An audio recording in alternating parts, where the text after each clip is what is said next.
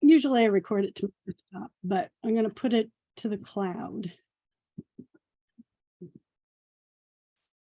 Just in the off chance I get knocked off the internet, it'll make Shannon the full host and the recording will continue, and I will be right back. So, but shall I just get started now? Because I don't have anybody else in the waiting room. Go ahead. I'm going to get started. People will trickle in, but at this point they know they're more than 5 minutes late and they may have missed something. So we'll get started. And we are recording. And I need to just do a couple things on my dashboard because in a moment I'm going to be screen sharing. So I don't want to have certain things in my way. Okay, I'm all set now. So welcome. I've got how many people here now? I have not hosted 13 so far. That probably includes me. So I have not hosted too many meetings like this. So I'm a little bit nervous. I have done trainings before, but they've been in live settings and on totally other topics. So, but there's a little technology going on in here and doing things over Zoom, and my internet has been a little flaky this week. So hopefully it doesn't bother us. So, but welcome. I have some slides I'm going to put up in a minute, just to kind of let you know what we're going to cover today and some things about the group, because this is an open house for the Affinity Users Collaborative that I started like a year and a half ago, something like that. April, what was this, 2022, so it would be 2021. It was like 18 months ago, something like that. And there was a bunch of people from another group. I don't know how many of you know Melody's Kitchen Sink Group, but there are a bunch of people that had Affinity. We all didn't know how to use it. And I volunteered to host a group. I didn't know how to use it when we started, but we all kind of hacked our way through it and figured some things out. And the group kind of fizzled out a bit. It was just a free group and I didn't know what I was doing at the time.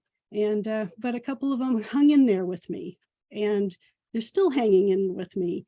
And we keep meeting every single week. And we just kind of play with Affinity and some other related software tools too.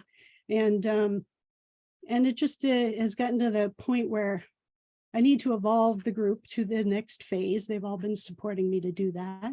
And so, and then on November 9th, the surprise was that the Affinity software suite by Serif launched Affinity 2.0. And I thought that might be a good time for Affinity Users Collaborative 2.0 to evolve. So I kind of paired them up. And so hence we're having an open house.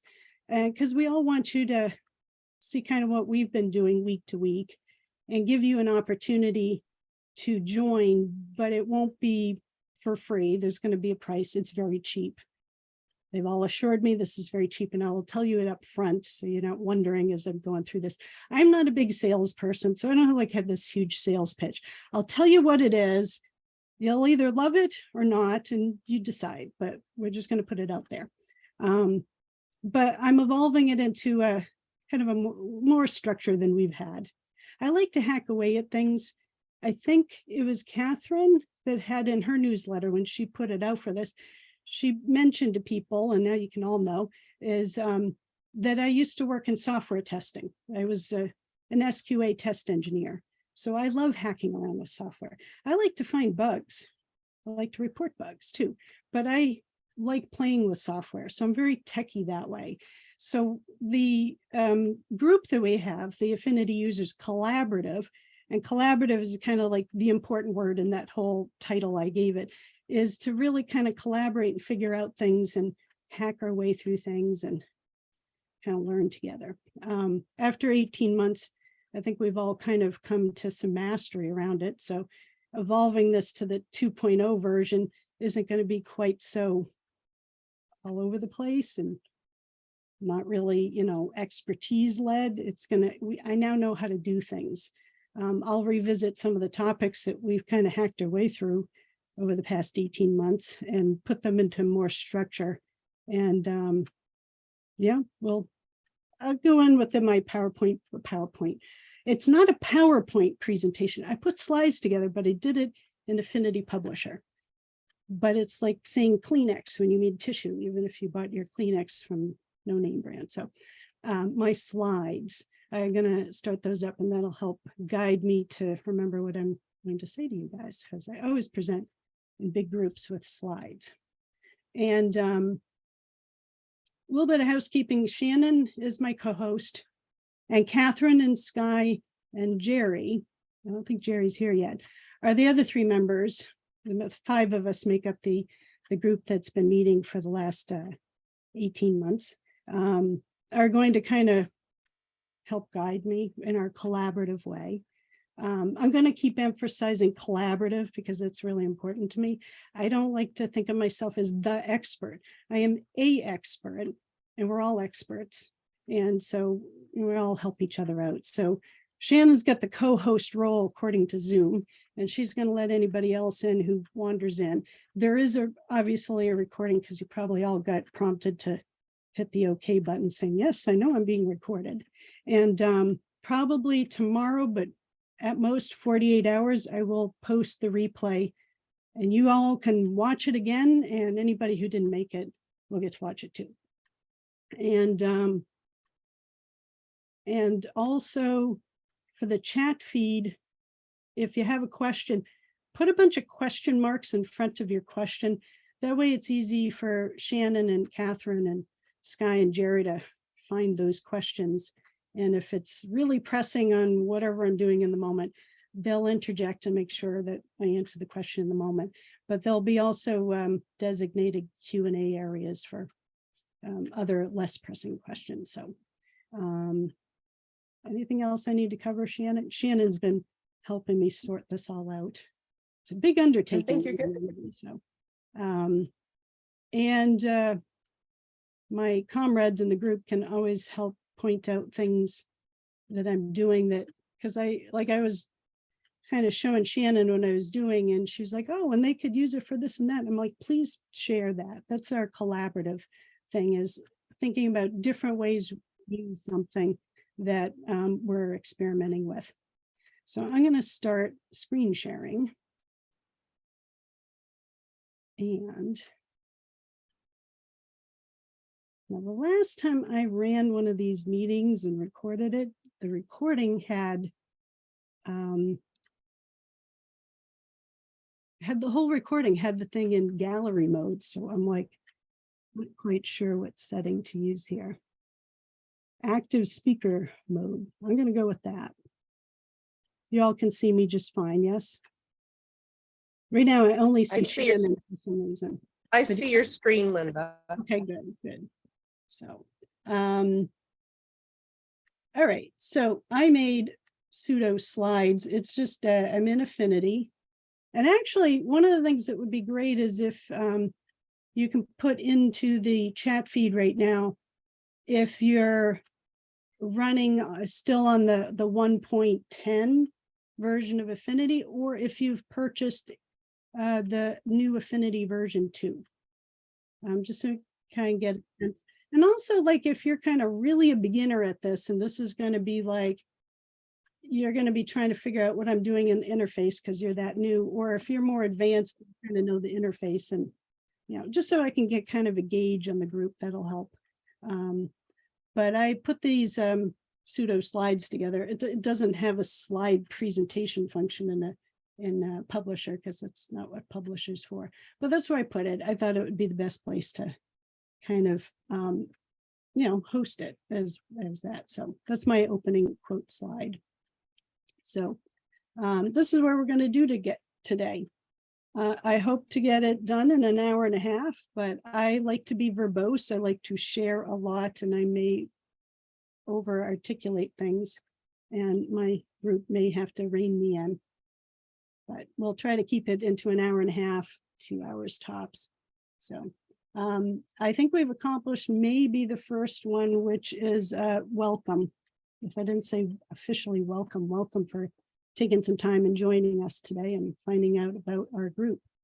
I think I covered a little bit about history and purpose, been doing this for 18 months, and our purpose is to collaborate in figuring the software out and making stuff with it. What I hope to convey about, and we call it AUC for short, that's how I pronounce it, AUC, AUC.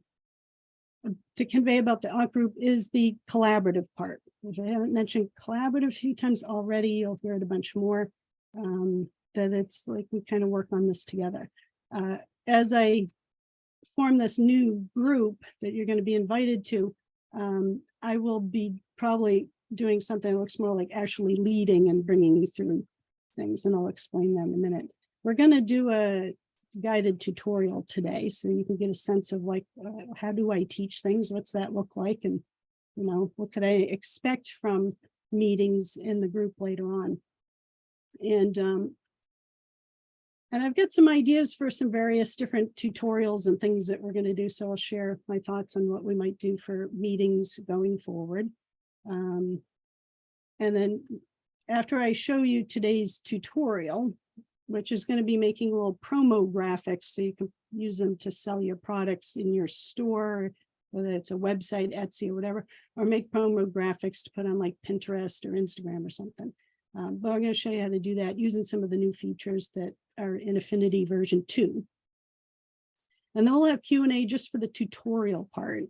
And then now in a moment, I'm going to tell you what the training membership offer is. So you're not wondering that the whole time we're doing a tutorial. We'll get that out of the way. But I'll take the questions about the group and how to register for it after the tutorial questions. And then and that'll end our meeting and we'll have a closing. So November 9th is when Affinity launched their version 2. And Shannon and I were talking about this. If you go to their website, which is serif.com, it just tells you that the upgrade offer is $99. But somewhere along the way, both Shannon and I each saw that that special upgrade price ends on the 14th, which is this Wednesday. But it's not on their website. We're trying to figure out how we saw that, but it was very clearly posted. When you upgrade to the new version with the universal license, which I'll explain in a minute what that is, you get a free brush pack as a bonus for registering during the launch. And we think that that's where we saw that the $99 offer was going to end. We think that's maybe where it was. So this $99 may go away on the 14th.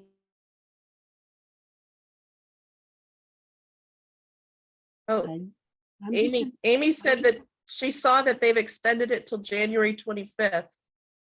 January 25th. That's very Affinity-like to say. We're going to change it from December 14th to January 25th. So yeah, that's very Affinity-like. So some people aren't sure whether it's worth upgrading. And, you know, I watch a lot of YouTube videos in Affinity, and there's one guy who's got a YouTube channel called Ben Designs, and he put out his video in version 2. Should you buy it? And he says, yes, you should. Yes, you should. And then he walks off screen. And then he comes back and he says, well, I should probably explain why you should do that. And I kind of agree with him. Like, you should just go buy it. And I will explain why I think this is a good version. There's a lot of stuff going on and it's not very apparent. On the surface, it's like, oh yeah, they added some more features. And a lot of the feeling after it by watching it was kind of like, oh, well, we thought something would be more spectacular than that. But I mentioned a little bit ago that my background is in software testing. I worked for 15 years doing software testing. I know how developers work. I know how testing goes, and I know how the sales team works. The sales team will push something out because they practically push something out before it's ready. It drives SQA nuts. The developers don't like it. But my guess is there was a little bit of sales team involved in that. But there's also a ton of stuff that's like under the hood stuff that they did. They redone a lot of the code from what I can see, particularly if you own the iPad apps. The iPad apps have been overhauled, in my opinion. They put a lot of work into this. There's now a iPad version of Publisher, which didn't exist before. So I'm going to go a little bit more into all that stuff, but suffice it to say, take advantage of the $99 and upgrade. Anything I teach through these Affinity workshops will be on version 2. So that's another reason to upgrade, so you can actually follow along with me properly. But I'm going to give you some kind of the key features that I saw in version 2 that I particularly liked a lot. But then we're going to go into showing you how to make some very quick and easy promotional graphics using a couple of the features. And so you can learn how to do something in it. And this is where, even though you guys are sitting here right now, you might want to watch the replay again anyways, even though you were here live. And of course, those who couldn't make it, schedule conflicts, stuff like that, will be watching it as a replay anyways. But the replay is there for you to watch it over and over so you can master what we're going to do today. And the other thing with group that I have with the 5 of us, but also this new OAK 2.0 version is going to be focused a lot on like completing little projects, little tutorials that create a product that you can sell.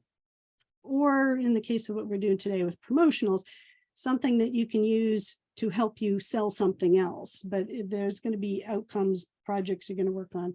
And those will also evolve into like opportunities for, as a group, that we can help promote each other's products as members of this group. And I was even talking with the members, what was it, like a month and a half ago, about maybe doing a bundle offer that's just Affinity products from the group. So doing something quarterly around that so we can showcase our work, make some money, promote stuff, and all that. And there may be other ideas that we come up with as a collaboration. We can all say, how about if we do this? We can kind of discuss different ways we might help each other out with creating and selling stuff. So the structure, what do? I'm going to be putting more structure into version 2.0 of this group, because we kind of, sometimes we get on going, what are we going to do today? Like, I won't do that to the new group unless you want me to. I'd be glad to do it if you actually want me to, but I'm going to come into the meetings with a plan, probably not slides. Well, maybe I will, but I will have like a project and, an agenda. The existing group is, we just come and get together and figure out what we're going to learn that day. Sometimes I teach them whatever it is I've been playing around in Affinity with, because I'm in the middle of trying to make something and I'm trying to use one of the features in the software. And, I've watched a bunch of YouTube videos to figure it out, and I show them what I've learned. And sometimes it's been one of the other members of the group that has done that, and they show me and the rest of us how to do it. So I'm not always the person teaching the feature in the software. So again, collaboration is my theme. And the topics that we cover, I try to come up with topics that I think are relevant and that are wanted by the members. But ultimately, what I teach and present in the group are topics that you guys want to learn. So I'll poll the members and, probably put out a survey, like I did a Google survey. I don't know if all of you saw it. If you came here through my newsletter, you probably saw that I had an Affinity Users survey, and I'll make sure that the other beta members give you the link to that. Actually, Shannon, you could put that survey link in the chat feed. Make sure everybody does that. And that way I can get a sense of like what you guys want. And if there are very specific things, you're like, I want to know how to use this part of Affinity. And there's other people who are like, yeah, me too. Then that'll be a topic for a meeting.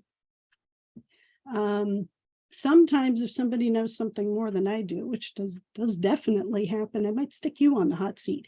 We also did one meeting that I still remember. It was like one of my favorite meetings where I think it was Catherine, Shannon, and I. The others two, I don't know, maybe it was all 5 of us, but we each took turns putting together a 1-page 7-day planner, like a week view, and laying out how we would design a 7-day weekly spread for a planner page. And I showed them how I did it, and then I handed it over to the next person, Shannon or Catherine or Sky or Jerry, and they showed how they would do it. And we each took turns, and it was interesting to see how each of us did it totally different. And that was a lot of fun. I liked that one a lot. So sometimes I'll put people on the hot seat to show how they would do something, because we all do things a little differently. We each have different things that we excel at, and we have things that we want to learn that we we're all in different places. So I think I mentioned it already, but going forward, we'll all be, or at least I will teach on Affinity 2. If you want to stay on Affinity 1.10, that's fine. But I may present teaching something that can only be done in 2 because it has a new feature. And most of the things probably are still in 1.10, and you'll just have to figure out how to do them on the other interface. The interfaces are very similar, but there are some differences. So, and I think I already mentioned the last couple of bullets on that one. So here's my offer. Let's get this out of the way so you're all wondering, like, what is she going to charge for this? It's $10 a month. $10 a month. As long as you sign up and you remain a member, you will lock in as long as you're a member at $10 a month. But I'm going to tier this up. The eventual hope is that I will have it at $29 a month and still have people joining at that price. But we're coming out of beta with my group of 5, and going to do $10 a month. And because we're doing this, the first meeting is going to be on January 8th. So you haven't January 9th, that's Monday. Monday is the 9th. So on January 8th, that $10 a month, that offer will run till then. And then we'll have the first meeting on the 9th. And I calculated it out that if you join on the 23rd or before, December 23rd, or anytime between today and the 23rd, you'll actually pay the full thing, but not have a meeting. So I have a surprise bonus gift for you guys if you register right away. Which I don't know what it is yet, because I was so busy trying to put this meeting together and do slides. I didn't finalize with it, but it's going to be a surprise and it'll be well worth it. And it'll be there, I promise. But if you join before the 23rd, I have a bonus gift that's, especially since you'll pay a month in advance without any meetings. So this isn't compensation for that. But after the 23rd, you'll actually pay your month and get both meetings in there, because we'll have a meeting that's on the, well, one's on the 9th, one's the other one, the 23rd. It's the 4th Monday in January. I think that is the 23rd. So, and then on the 1st of February, it'll, so then after the 8th, it bumps to $15 on February 1st, it'll go to 20, and then in March, we'll go to 29. So, but that's the offer. You can consider it. We're going to move on, and then I'll, revisit that at the end, and you can ask all sorts of questions and stuff. But let's get on to what I want to teach today, because there's no sense in you signing up if you don't know how I teach and what you'll get out of it. So the rest of this is showing you a sample of how I, work with my group. And I say work with them, like I don't necessarily teach at them. We work together. But we're going to talk first about some of these new features in Affinity 2, because, well, obviously some of the topics I'll want to cover in these meetings coming up is like, how do these features work? I've been playing around with them. I haven't quite mastered them. I'm going to try to do something that's a live mesh warp, but we'll see how well I can manage that on the fly. The other thing I've kind of figured out pretty well, but some of these features are new, so I'm still learning them, and so are the other members. But those are topics of things that I will cover. One other thing I wanted to mention is there were like 80 people that signed up for today. I don't know how many are here right now, 23 people, but there were like 80 people. So there's going to be a whole bunch watching the replay too. Depending on how many people decide they want to become a member of the group, if the group gets big enough and I feel it's worth my effort to divide the group into, there will be a beginners group and an intermediate advanced group. I like teaching both. I learn things fast. And when people are up to speed, I can zip through things really fast. And that's great for people who learn quickly.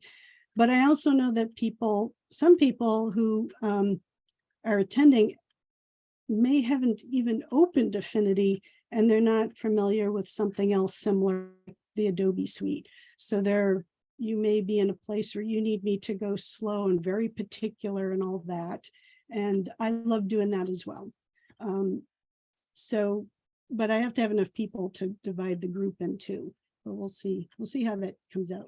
I just wanted to mention that so that you kind of, if you feel advanced, don't worry, we'll figure things out. Or if you're a beginner, I've got you handled. So the new features. One of the biggest things that they did in Affinity 2, you may not even be aware of if you do not own an iPad. Version 2 is an overhaul of the iPad versions. I own an iPad, and in fact, I started making these slides yesterday on my iPad sitting in the living room because I was too tired to sit in my office that I'd been sitting in the seat for like 12 hours a day for the last 2 weeks. I just couldn't stare at the screen any longer or handle the chair. So I sat in the living room with the fireplace. I live in Massachusetts and we got like 2 inches of snow yesterday. And the fireplace was going, and I sat on my iPad and I played around with the brand new iPad publisher, which didn't exist in the 1.10. So if you don't own an iPad, you'll be less aware of all the amazing things that have happened, because a lot of what they did was overhauled the iPad versions. If you have an iPad and you only know it as 1.10, you may have found it was a little frustrating to use the interface because it looked so different than the desktop. And that's not true in Affinity 2, because now they made the interface on the iPad much more closely resemble the desktop. I had a way easier time trying to figure out where things were to make these slides. I was very impressed. Plus, Publisher wasn't in version 110. So that's where they put a lot of their effort, is in putting out some really excellent iPad versions. They also converted everything over. Well, you don't necessarily have to purchase it as a universal license, but I don't think it would make sense to do it any other way when you're deciding what to buy. But if you get the universal license, you pay the $99 and you get automatically, you already are licensed for all 3 apps on any platform. You can install it on the iPad, a Mac, or a Windows machine. I use Windows. Some people in the group are Mac users. It's the same. It doesn't really matter. I think the only difference is people like on the Mac will say that they're using on a Windows, it's a control key. There's a control key and a command key. The Mac people call it a command key. We call it a control key. It's the same key. But otherwise, it works the same. But your universal license lets you have it for wherever you want to install it.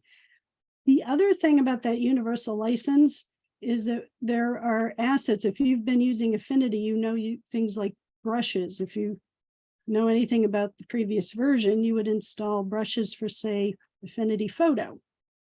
And then you'd go over to something else, you'd be like, where are my brushes? Because they weren't shared amongst all the apps, but the new universal license makes sure that your brushes and other assets show up in everywhere amongst all the apps.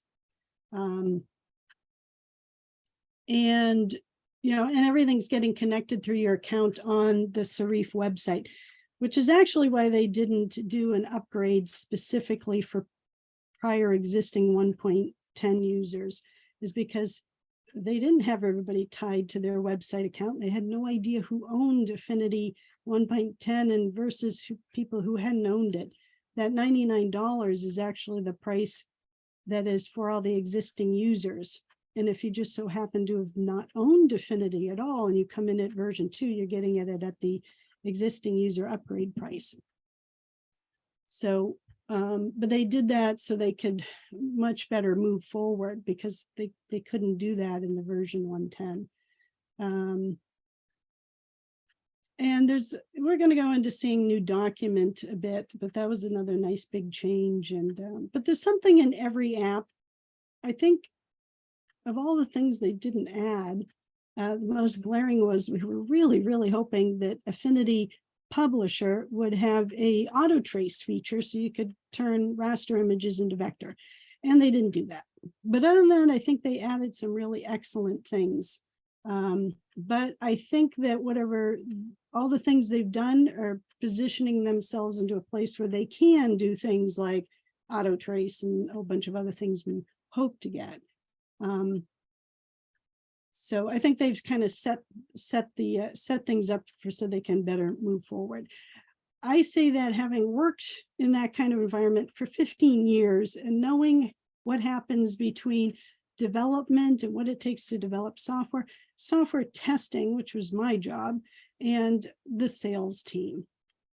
And the sales team is a huge factor in what happens when things get released.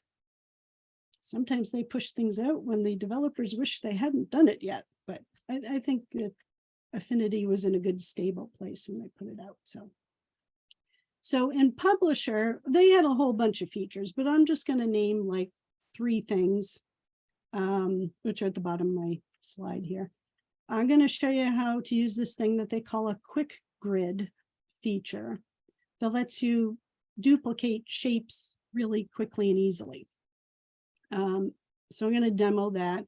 And then there's an image place or image autoflow or place autoflow. It seems to have a couple names, but it's an image place autoflow. That's what I'm going to call it, where you can set out a bunch of picture frames, the structure of it, and then drop a lot of pictures in and it'll just populate it. And it's super cool to use. And it's particularly helpful when you're making things like promo graphics. And this will be useful if you're doing things that are more book layouts, if you're making ebooks and magazines and things like that. But this is a feature that a lot of the people who do Publisher as their primary one, and they're into, putting books together and all. I don't know how much I'll use it, but I recognize it as a very handy feature. And that's the ability to put in footnotes, endnotes, and side notes, and also to take several different documents and create a book structure out of them while still maintaining the separate files. I won't demo that today, but that'll be a topic for a future one if there's enough people that want to know how to do that. Like if you guys are all trying to publish something to put on KDP or Kindle or something, or however you want to make your book, we'll tackle it. Then Affinity Designer 2. I would almost say that I spend the most time in Designer over the other 2. I'm either in Designer or I'm in Photo. Shannon, on the other hand, points out she's always in Publisher and uses the Studio link, which is part of Publisher, to get over to Photo and to Designer. I'm always in one of the other 2, and I kind of forget to open Publisher at times. But one of the things they've done a whole bunch with in version 2 is getting more stuff into the Studio link. I tended not go to Publisher because I go from Publisher, and then I'd use the Studio link to get to Designer or Photo, only to find out that they hadn't included that in the Studio link, that feature, what feature I was after. It wasn't there, and I ended up. They've made the Studio link have more, if not all, of the features you can get by launching the other app. So I may adopt Shannon's way of doing things. I'm going to try it on. Some of the things that this group has helped me is Shannon and Catherine and Sky, particularly Sky, has helped me learn how to use shortcuts on the keyboard, because I'm one that likes to go through the menus all the time, but I've learned to do Control-Z, because it's a lot faster than trying to find in the menu, and a whole bunch of other things. And Shannon was saying, you need to do Control-S, that's to save it quickly. So, so I try on things that they recommend, and sometimes my workflows improve because I'm following their advice. So in Designer, we've got, I'm going to attempt to demonstrate live mesh work, but I ran out of time to really rehearse it. So we'll see, but you'll get something that looks more like what I actually do with the group, which is I try to figure it out live right there, which can be very instructional because you may try to replicate what I'm doing only to find that you run into some similar things, and at least you can watch the replay to see how I fixed it. We'll do that. And then I'm not going to cover this today, but this has been a lot of fun. They have something called a shape builder and a knife tool, and they're really nifty to play around and do graphics with, vector graphics, because we're talking designer. Designer is for your vectors, photos for your raster, pixel images. And then there's the style picker, which I stick it under designer, but technically the style picker, which is kind of similar to a color picker, is actually in publisher and photo as well. It's in all three, but I will probably most use it in designer because so that's where I stuck it in there. And there are a lot more features than that. And then photo. And I love photo, and maybe that in part is because I have a DSLR camera and I like to take photographs, and I've taken photography classes with professional photographers. I'm not a professional photographer yet, but I've taken the classes with people who are. I learned a bunch of stuff about taking photos in RAW, and in Affinity Photo, RAW is the format your camera will take pictures in. And most people have their DSLR camera set up that the camera will convert the raw image, the image it started with, into a JPEG image. But a lot of people who love doing photography and want to get into the more advanced things around photography, they won't use the JPEG image that the camera creates. They'll work with the original raw image. And in Affinity, one of the big features they added was the ability to edit your raw files in a non-destructive way, doing it live. So you can constantly make changes and tweak it and all. You're not locked in. You haven't altered the original raw file. And so that's something that is going to be extremely helpful to those of us that like to work with raw images. And this was also the case with the live mesh warp. Now, mesh warp was in photo. It was never in designer, but it was in photo, but it wasn't live. It was destructive. And it was, once you did it, and you were stuck with it. Otherwise you had to Control Z and back your way all the way out and start over. So now photo also has the non-destructive live version of the mesh warp. And photo does raster images, designer does the vector ones.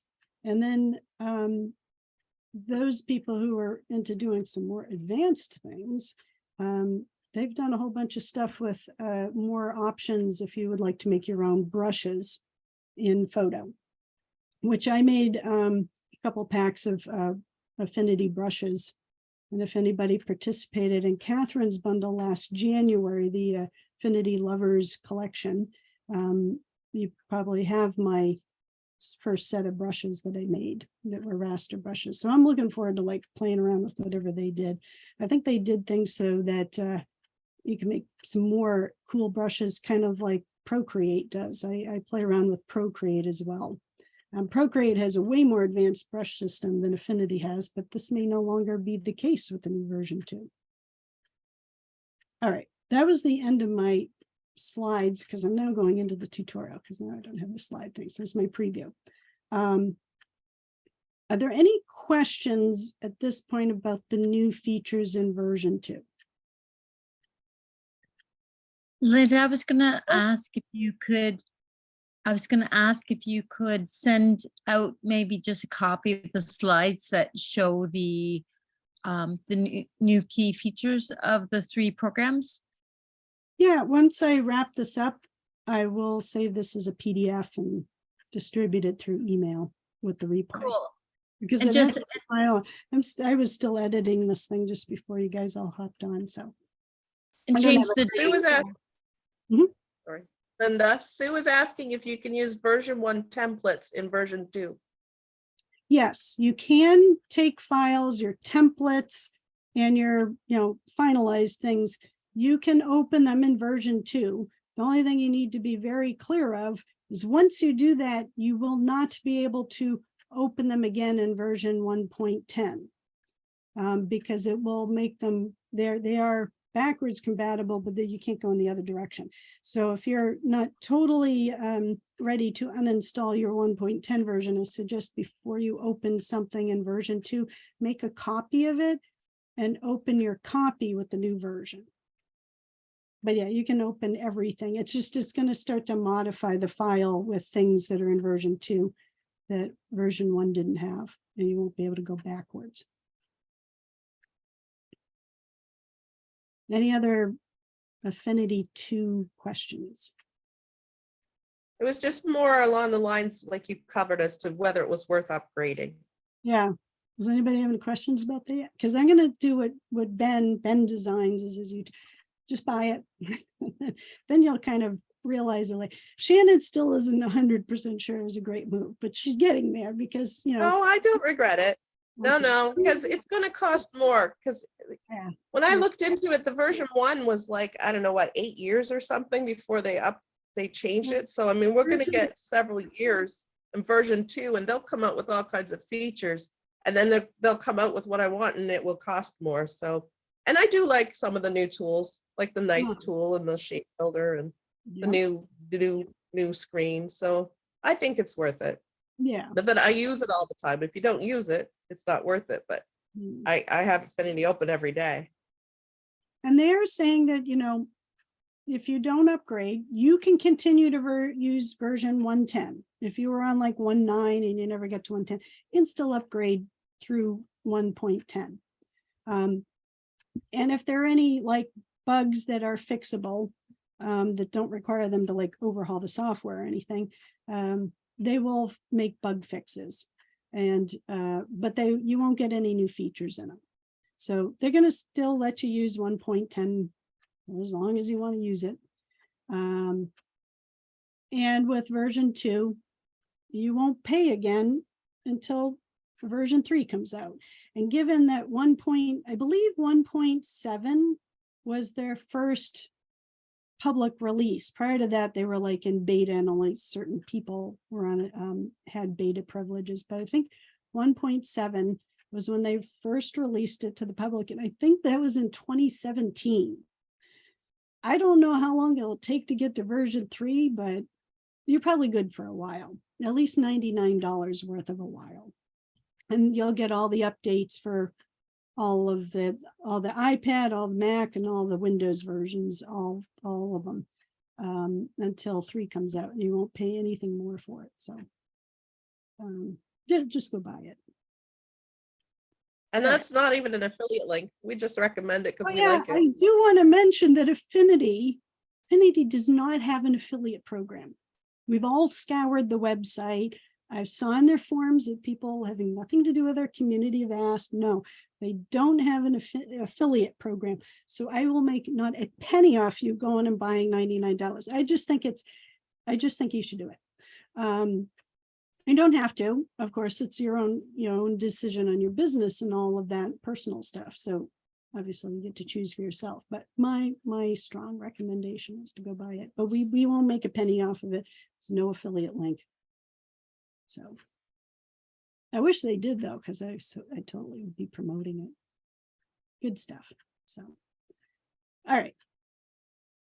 Next. This is a little preview, and then I'm going to show you did this. So this is, I mentioned there that there's this quick grid. Before in 110, I made them purple just so they match the slide. But these are actually, this is grouped together. They're actually picture frame. One thing you're going to notice too is I have my desktop laid out in a different way. Your layers panel that I just clicked on is usually over on the right side. It drives me nuts over there. So I drag it over to the left side next to the pages in Publisher here. So just so you know that, you might be looking at my screen going, why is her studio panel over there? It's because you can drag and drop and rearrange things, and that'll be something I will teach everybody. As a matter of fact, I figure for interface things like that, just so you can follow my tutorials and not ask. I probably have pre-recorded video trainings and just like the desktop. So you guys can see how I got my desktop to look the way it is. But my brain is wired a certain way. And so like I have to lay it out this way or I'll be so lost and I won't know what I'm doing. But I like having the layers panel next to the pages panel over on the left. So, but what I was going to say here is that these grids here in 1.10, you used to have to use your frame tool and lay them at, you'd open up one and then you'd have to cut and paste and drop it along or use the Control D feet, Control D, Control J, one of those control keys to duplicate it Control out. J. Control J. So yeah, it's still, you'll do it, you know, the muscle memory, but then I forget what the control key is called. So you'd have to one at a time, but there's a shortcut now, and I'll show you in a minute, called Quick Grid, and you can lay out shapes. These are picture frames, so I did it with the picture frame tool right here. I could have done it with the circular one if I wanted, or I could do it with any of the shapes here. So it lets you do that, but it's called Quick Grid. And because I used picture frames, this one over here, because I used that, I can drop in image files. And so if you're making promo graphics, you probably have a few, either maybe you're selling a clip art kit, for example. So you might want to put one clip art image in each of these, and there's a way to drop them in and you just go, all right, put it here, and it just auto-populates it, which you couldn't do in version 1.10. I should mention too, though, a lot of the things they did in version 2 were about workflow. They weren't like these big, showy, brand new, totally, you know, big features that, you know, they were things you could do before, but to do them, you had to do a whole bunch of steps. So a lot of the changes were actually improved workflows, except for like doing non-destructive live editing of raw files and the mesh warp. That was kind of, that didn't really exist before. But these being picture frames, which I just happen to have them colored purple, we can drop the pictures in. I'll show you how to do that in a minute. But this is called the Quick Grid. And what I thought of, and you guys can, you know, as you're playing around, you get to try out different layouts that appeal to you. But just for today's demo, I decided that I would do 5 by 3, so 15 pictures here and some space at the bottom. I'll show you how to add some text down here. I think it's dropping in another picture frame, but we'll add text at the bottom. Okay, I have to keep clicking on my move tool to get rid of things I add, but and then you can do some text to say what it is you're promoting. I'm assuming you guys all know what a promotion graphic looks like, and you can get lots of ideas off of any of the marketplaces and Pinterest and all. I'll show you how to like make things look like something you saw that you got for inspiration, or just to like do it off the top of your head, which is what I did here. The next one, I laid this out with 6 of them in case you were doing like digital papers. And you just want to show a section of a digital paper. And I'm going to beat you to it, Shannon, because Shannon's like, yeah, you can also use them to create bookmarks. So but she told me that and I just remembered. So you can actually drop in things like bookmarks and other stickers or anything you want in the shape, package tags, a whole bunch of different things you could use that for. But when I was laying it out, I was thinking like digital paper. So I'll show you how that one works. Same function as the of this one here, just different dimensions of the picture frames.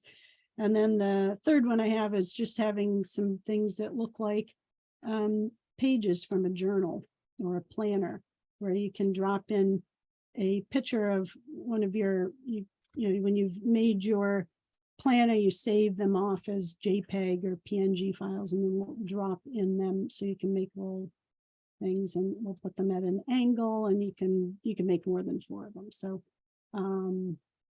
those are the 3 quick ones. And then after I show you how to do it, which really doesn't take too long, And there might be a whole bunch of questions. So I expect you guys to put things in chat with a bunch of question marks at the beginning.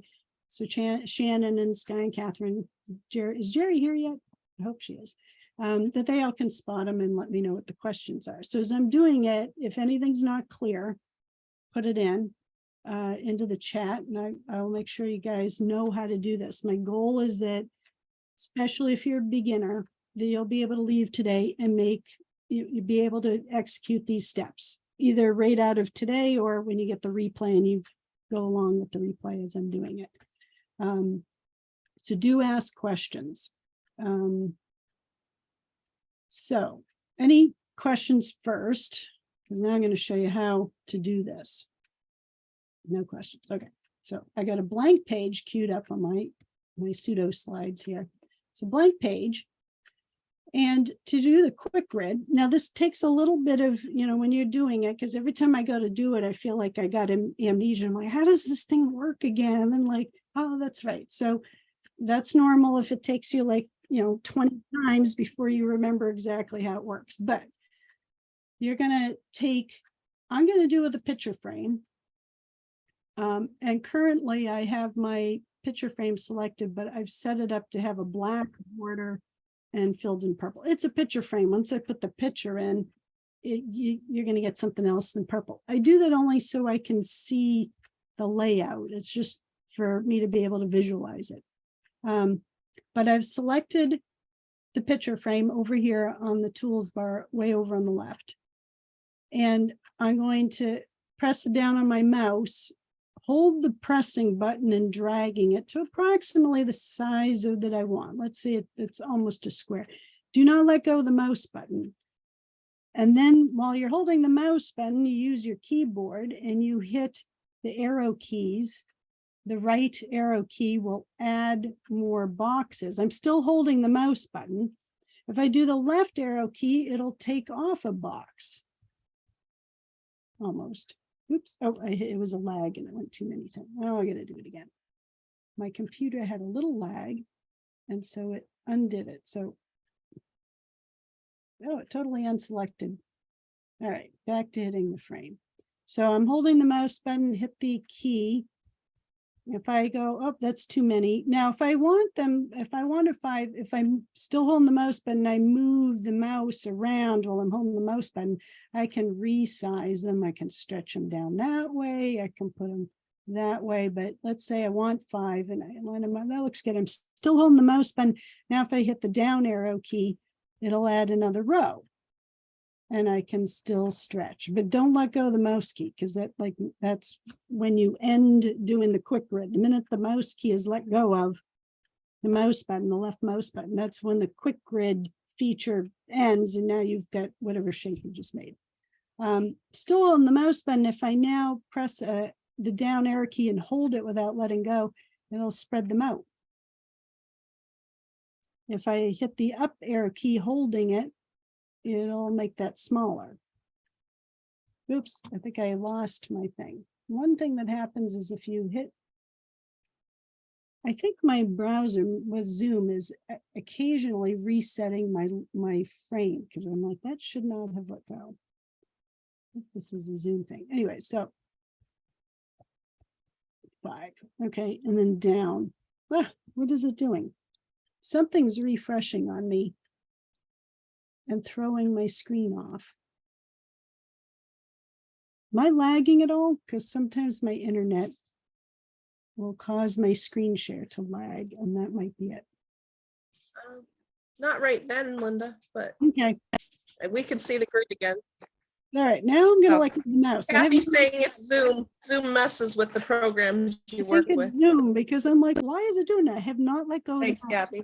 Because if you let go of the mouse, the right and the left mouse button, then it might do things like it just did. But it shouldn't actually just delete everything. You should just get left with whatever boxes you have. But it was acting weird. So probably a Zoom thing. So I've let go of the mouse button. So now what I have in my layers panel is I have all these picture frames, and because of the quick grid function, they're all still simultaneously selected. And somewhere along the way, it only gave me the black. You can see over here in the colors picker panel. It's got the black outline and it's transparent inside. I was aiming for a purple center. So if I hit the purple button, I should have purple inside, or I could put blue inside, or it doesn't matter, it's picture frame. I put the color in just so that I can see it and go, okay, where the blue is, when I go to drop in my clip art, that's where those will be. The other thing you can do at this point, and they're all still selected, is you can change the stroke if you wanted to make the outline a little thicker, whatever your preference is. You can always change this later down the road after you put pictures in and want to do things. And I'd like to keep them together, so I'm going to group them. You can either do a right click and do group here, or I've learned that I can also do Control G. Oh, come on, you got a Control G. Okay, for some reason the Control G is not working. Control G, there it goes. I don't know why it did it, but Control G. So it groups them all together. Now when I use the move tool, they'll all move together. If I don't group them, I try to move something, I'll move one box away from all the other boxes. And so now on the next one, in a moment, I'll go back, show you how we drop all the pictures in. But I'm going to just do that again. This time on this one, I got to make sure I'm on the right page. There we go. I tend to use Publisher a bit like Designer. I look at these as like artboards. So sometimes I do things and I'm like, oh, I'm in Publisher. I really do have to select the page itself. Whereas in Designer, I just scroll around to the artboards and it'll just put things on the artboard where my mouse actually is. So, so this time would be digital paper. So I'm going to make a long skinny one. I'm holding the mouse. Over we go. Bunch of them. Maybe I want to make them a little wider. So I move the mouse, that'll change the dimensions, or I can press and hold the arrow key and take it off to spread them out. Want something around there, looks good. There are all my picture frames from the quick grid that it created. I'm over here. This is stroke, so they all have a black stroke around them, but no color in them. But I could add a color. If I were doing shapes, you'd add a color, but I'm actually using picture frames because we're going to make promotional graphics about them.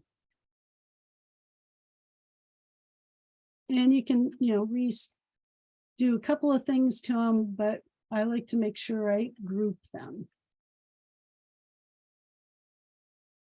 so that they're together. That way, when I switch back to the move tool, they move as a group together, and I could line them up. At this point, I can also change them this way.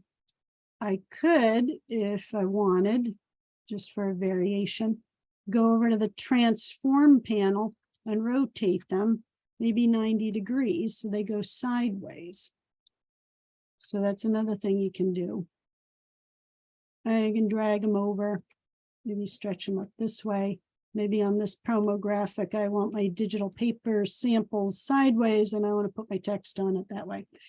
This is an 8.5 by 11 piece of paper, so it's probably not the right dimensions for posting on like Pinterest or even my own website, but you would want to start with your page size matching what you actually need for your promos. But and every place seems to have different dimensions, so you kind of have to look up what the dimensions are for each of them to get your page or your artboard or whatever to be the right size.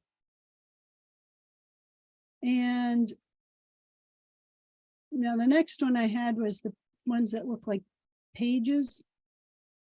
Oh, there's a lag. I think I need my Control S here, Shannon. There it comes. Control S. That's my new shortcut key. Control S, because every so often when you do a bunch of things in Affinity, and somehow they still have this as a bug. Every time I do lots and lots of editing, if it uses up too much memory, it'll like crash. Fortunately, though, Affinity also, when I go to reopen it, managed to save everything I did. So I'm just only reopening it, picking up where I was. But occasionally saving is always a good habit. All right, I need a sip of water here. All right. So now the third one was this one with pages. I don't even know if these are actually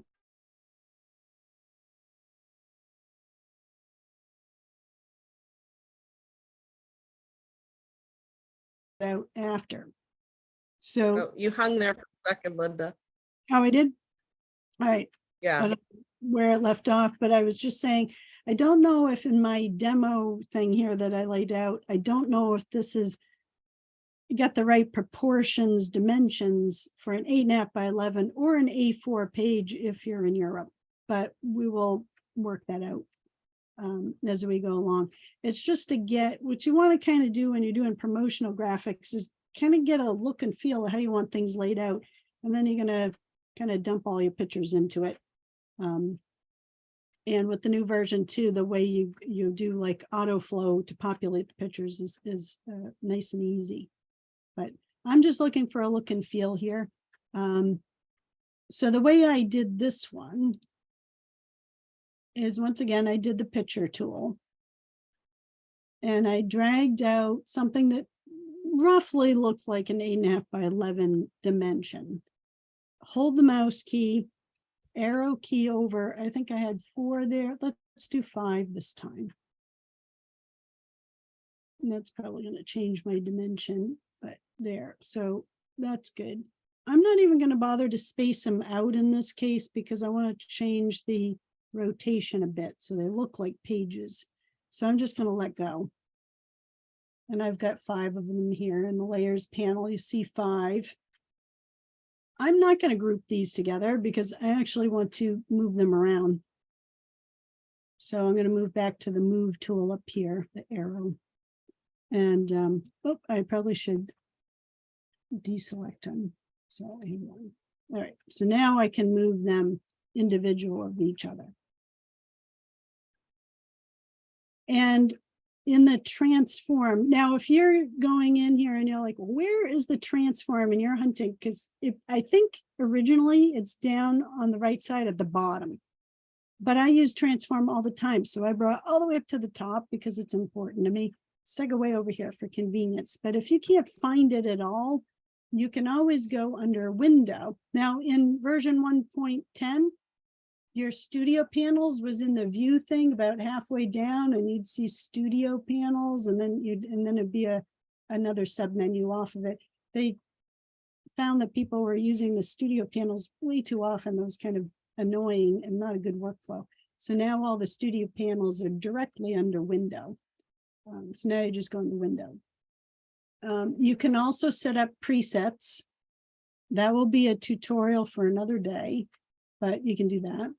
And so you can find transform here. And if it has a checkbox next to it, it's somewhere on your desktop. You could uncheck it, that just took it away. And then you could like recheck it and see what looks different on your desktop. That might help you figure out where it is just by turning it on and off. Anyways, so transform. And what I want the transform for, because I want to make these look like they're spread out like on a tabletop or something. So I can take them one at a time and give them a little bit of rotation. I can try minus 10%. That'll tilt it that way. And then I could take the next one and go, what's 10% look like? And I just kind of do that. Or you can also use the handlebars. This thing right up here, if you hover over it, has a little kind of arrow that goes in both directions, so you can turn it. But if you want something more precise, you're like, let me, because I have this perfectionist thing. They've noticed like 40.3 is not cool with me. I need 40%. I don't really have OCD, but I do like the kind of, precision thing. And so you can kind of move things around. I like to have one that's kind of straight up, but you know, it's your preference. Make them look like somebody spread them out on a table. Maybe this one's like, I want it to go that way. And this one, no, that doesn't look right. So they look kind of like that. Now, looking at them this way, I'm like, I can't quite picture it because I don't know which one's one on top of the other, which is why I like to fill them with some kind of a color. And we'll put them in blue. And when I let go, now I can see which one is on top of the other. And if you want this one, to say you wanted this one here to be behind, you could do two things. You can either use these buttons up here. If you hover it over, it says move to back or move back one. It's at the top, so these two are grayed out. You can use them, or you can go in your layers panel and just drag it to the bottom. That'll put it in the back. So play around with dragging them around on the layers panel. As an SQA tester, just play. You can't really break it. And if you do, you report a bug to the developers, which is my favorite thing. Although I do still have to figure out how I submit bugs to Affinity. I find the bugs, I do find bugs in Affinity occasionally. Although by the time I can get around to thinking, I should report that, they've usually fixed it. But I have to find out how to do that. So, but play, and if you're like, I think I found a bug, show it to me, because that'll be like super exciting to me. And if I agree, we'll both figure out how to submit a bug to Affinity. But play around, because when you do something and it doesn't work out, you will learn something about that. You learn by making mistakes. And Affinity, I've learned so much by goofing it up and then figuring out why it didn't work. And then when I finally figure, I'm like, well, why didn't it work the way I did it before? You will start to master it by just kind of hacking away. You'll start to notice the patterns that the software is doing when you don't know how a feature works, but you're playing around, your brain will go, no, I see what it's doing here. And you'll see a pattern to that, to what you're doing, and learn that way. It's probably not the most exciting layout of pages here, but well, let's see if we can do it a little bit better. So any questions at this point? Because I'm going to next show you how that this was the quick grid, and just kind of making something look like the starters of promo graphics. Does anybody have questions here? Because the next part is dropping the pictures in. Not yet, Linda. Okay, everybody's with me. Everybody's still on. That says 46, so I haven't lost you guys. I haven't gone, oh my God, I can't stand her training. I'm leaving. No, thank you for hanging out with me. So I have a very kind of casual style, and I just kind of, I hack away at things. That's what I like doing. So what we have here, well, now we actually have 6 pictures, because we have the 3 I set up before you guys get on, these ones here. And then I have the 3 that I just did with you guys on the call here. So we can play around with all of them. Now, before we go to the next step, I'm just going to say I've been playing with this. I'm not a super master of it, because and I would have liked to have done a whole bunch of rehearsals before you get on, look really good. But I just, it takes a lot of work to kind of plan these things. I had to do a whole bunch of stuff on my website. I was just in Melody's bundle for the Meet the Content Creators, which if you had to see the behind the scenes stuff, and somebody, I think she's here, Mary, you'll know if I owe you a email still, and you're on my to-do list. I hope you got your downloads. But you helped me figure something out too. So, but later, we'll cover that later. So I've been doing a ton of stuff. So I didn't get to rehearse this. So I have done the now I forgot what it's called. The auto flow, image Auto place. Placement auto. I don't know. I think I've seen it No, called you two different like, things. Image placement, image auto flow, place auto flow. I think it's been called a couple of things, but image placement auto flow, that's what I'm going to call it.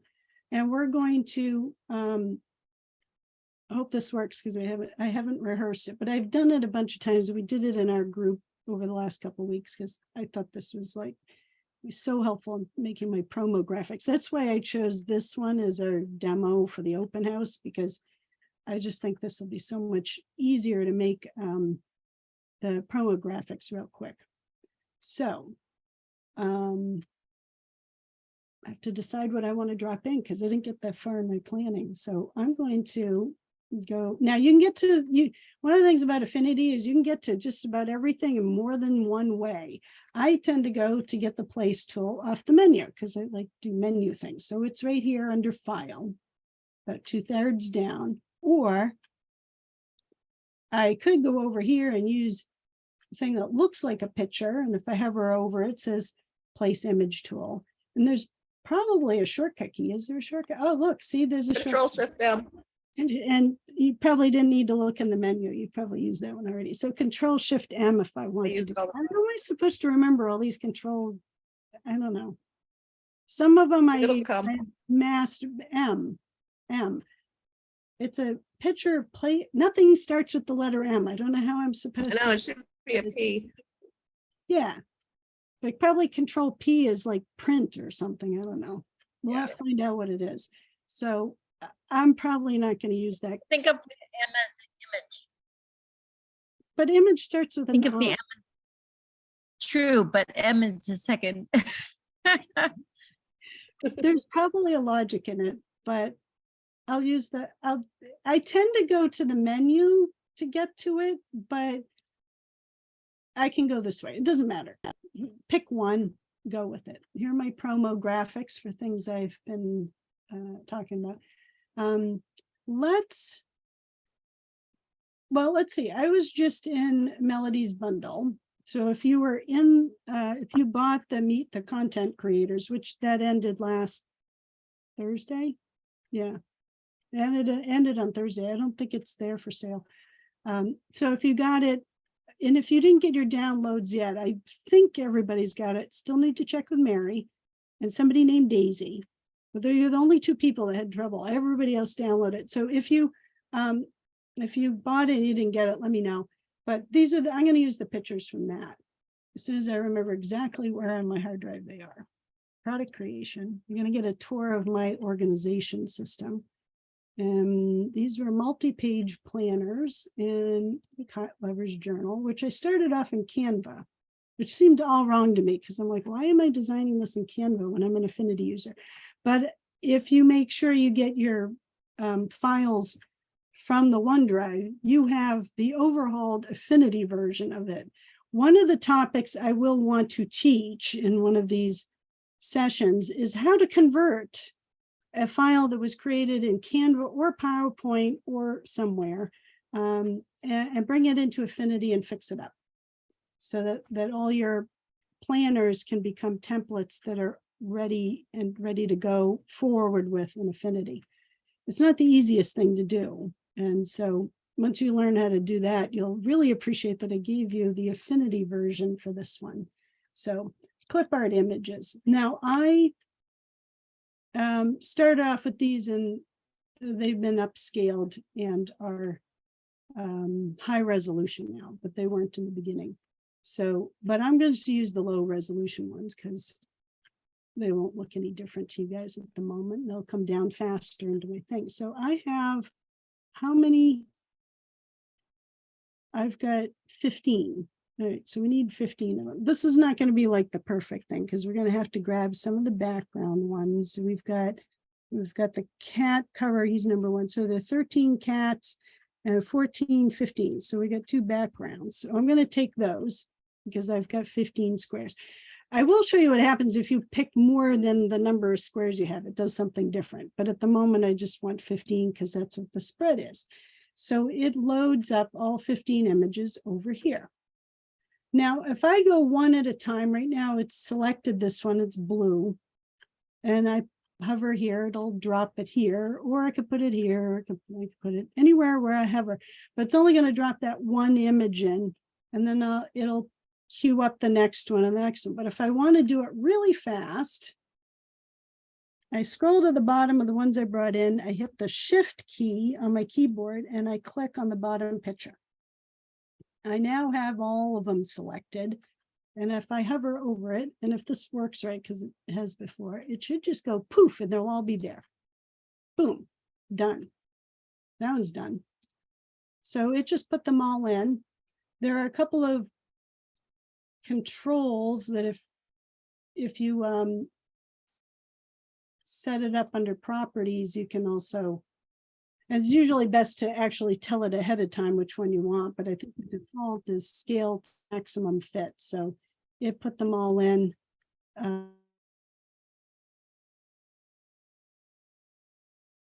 That one, but the player with that. And so I just put all 15 images in real fast. Now these are calling for something that looks more like digital paper. So maybe we can use, there's 6 of them.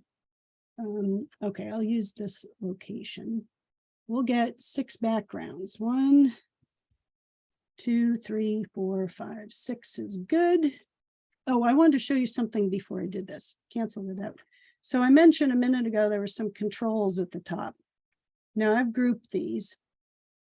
So you kind of have to look at it one at a time, or if I'm not holding the whole group at the top, but I grab the individual ones themselves without doing the group, then you can use a replace image. That's also another place to get the placement tool.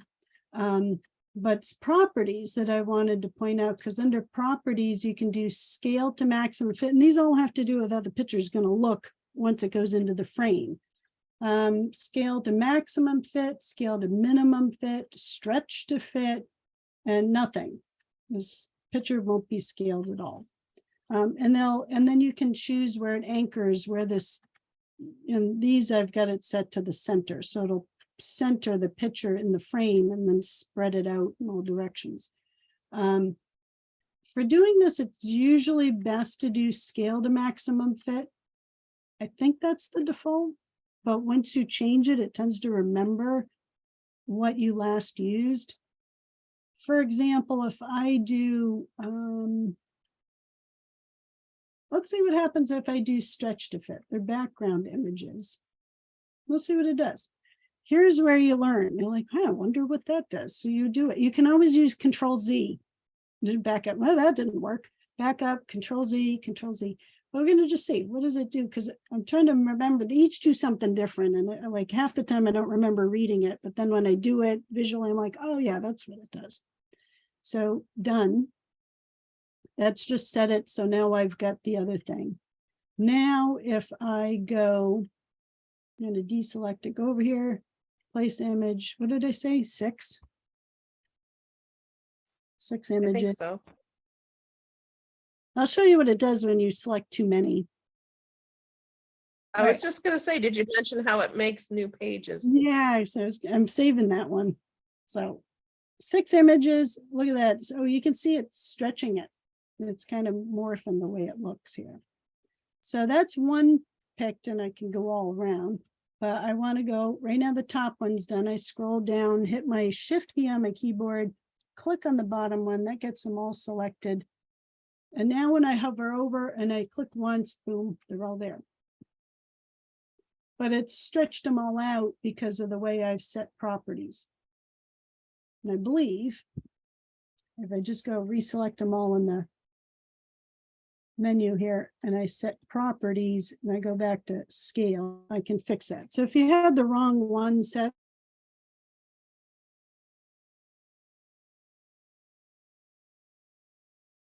scale to minimum fit makes them all look like that. Stretch to fit is what I did a moment ago, and none doesn't seem to do much of anything right now. Probably does on other times, but for this one, it's not doing anything. So, but there's maximum fit. So that's done. And as Shannon mentioned back when her and I were just kind of prepping for you guys, these could be bookmarks. Those would make some pretty nice bookmarks. And if you bought the bundle for the Meet the Content Creators, that you've got these images, but you can make any kind of images. One thing that the group has been having a whole lot of fun with, and we've all affectionately blamed Sky for this, but we've been playing with AI graphics. and having like way too much fun. And Shannon and I have filled up our hard drives with AI graphics, and that's I do art and I do watercolor. I'm not a great professional watercolor artist, but I love doing watercolors. I taught a class last year with real live watercolors. I think I might run that one again, not as part of this group. This is Affinity, but as a just kind of a extra workshop. So if you're interested in like actually painting with real paint, water brushes, and paper, I will let you know when I do that. But so I like doing the watercolor styles with the AI graphics, and we've been having a ton of fun. So you can make bookmarks with things that you make that way. Okay, so that there. Now, this here was to do pages that look like, you get a spread of pages from a planner. So I'm going to go and place image. So in here somewhere, I think they're in here. Here's the planner pages. So we'll throw in the cover. There's a sticker page. And how many do I have? 4? All right, we'll just take the first 4. I think you had 5. Oh, you had 4 in one of them and 5 in the other. I'm not sure which Okay. one. All right, we'll do, no, it doesn't matter. It's just the whole idea is get a picture. These are JPEGs. You can drop in PNGs, JPEGs. It's a picture frame. You can also, a topic for another time, embed other PDF files, and you can embed, this will be mind-boggling. For those of you who want something advanced, you can embed Affinity files inside of Affinity files inside of Affinity files. And if you're advanced enough, you'll be able to follow what I just said. If you're a beginner, you go, say what? What did she just say? But this demo today, it happens to be JPEGs. It does the same thing with PNG. So image policy. Your document contains a large amount of, so these files are huge. And what Affinity likes to do is linking. I actually like linking, but you have to be careful with linking, because if you move your files around later, it breaks the linking. That's an advanced thing. So I suggest that if you're new at Affinity, you do not link your files, you embed them. And then once you've mastered the basics of Affinity and you feel comfortable and ready to say, I'm an intermediate user, then linking is really helpful. So you don't have a file that you've got that's humongous taking up half, because in fact, if you take just the Affinity unlinked and the image is separate, they take up far less space on your computer than if you embed them. Link your images to reduce. I am not going to do that today, because it's not what I recommend for you unless you know what you're doing. But here we have those. I can once again hold the shift key, select them all, drop them in. There they go. And then I've got those, and then I can, use the move tool. Sometimes I'm not on it and I end up doing something weird. So hitting that arrow key for the move. And I think that's what's the shortcut key on that one again? Probably just I think it's V. V. Oh my gosh. I have to think about it. Try, is it V? It is a V. It's a move tool, but the shortcut is V. I know. This There's a is why V and move. Yeah, so anyways, think this it's is why I have rectangle. trouble with the shortcuts, but if you use them enough, you get muscle memory on them. And like, I don't know why Control Z, it would be like Control X, but that's to X something and you delete it. So anyway, so you can move these around and get them to look. You can spend that. If you need some exactness, which sometimes they do, we can hit.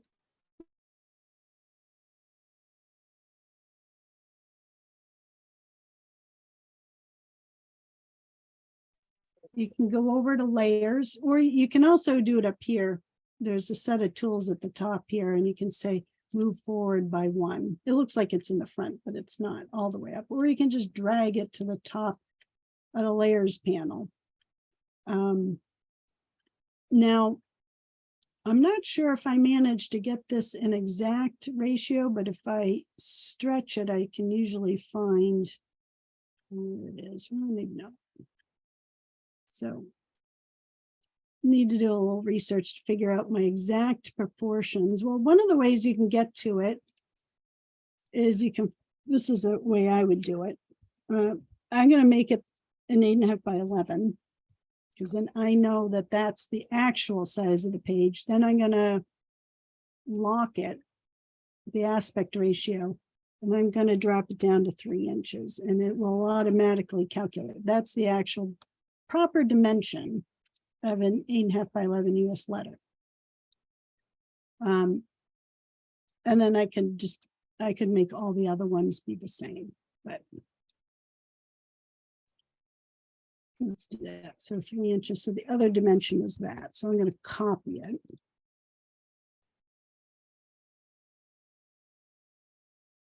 I'll go through all the steps because, you know, I actually do need the promo graphics. So there's actually a reason why I wanted to do these pictures, because I've only half listed it on my own website.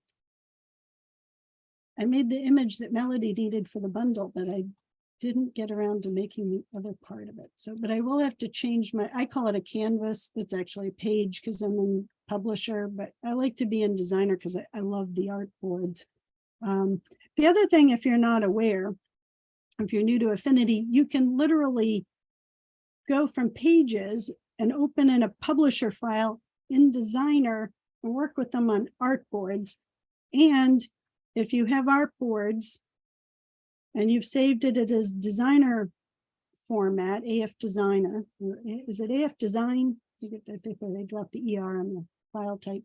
And you take an AF design with artboards and you open it in photo, you'll now have artboards in photo. Even though photo doesn't actually use artboards, it knows how to recognize that there are artboards and it can work with them. It just doesn't have the ability to create it. I think they should have added that in version 2. It would have been super cool, but they didn't. But you can, but the different apps know how to read each other's files, which is really cool. I don't believe Adobe has that ability. So here I can like lay them out and do that. So what's my next one? Oh, it's lagging. Might be I time missed it, Linda. Did you show what happened if you had extra, how it creates? I the haven't done it extras? yet. I haven't done that one Oh, yet. okay. That's coming I up. tried to watch the chat too. So that's it. Yeah, my Affinity's lagging, so it's time for a Control S. I've hit pages, but no. Yeah, I don't know. It ended up in like nowhere. Zoom's messing with me. All right, so we just did this one here on this page here. Now, this is going to be kind of funky because I do have, we'll see what it does. So what happens with this auto flow for the playing images, if you select more pictures than you actually laid out squares for, it will create a new page using the same format and fill it. Now, what I'm not entirely sure about is whether it will move to this page and fill this one, or whether it'll just duplicate this. So we're going to find out together. This is part of my collaborative, hack my way through the software. I don't really know how everything works ahead of time, but we learn together. So I now have 4 by 3, so that means I get 12. So I'm going to pick more than 12 images, and we're going to see what happens. So let's see. Let's just take them all. I don't know how many I picked here, but that's a lot. So I'm going to take all those. No, yeah, and then does it really have to pop up one message? Enough. This could be improved, I do think. No, I'm just going to hit the X in the top. I need a quick way to get rid of these pop-up messages. It might be something in preferences that. Oh, did I hit? I've never seen it do it like that. Maybe it's because of Zoom. Normally it only opens No, one. it did it to me the other day. It's not, Oh, that's not a okay. Zoom thing.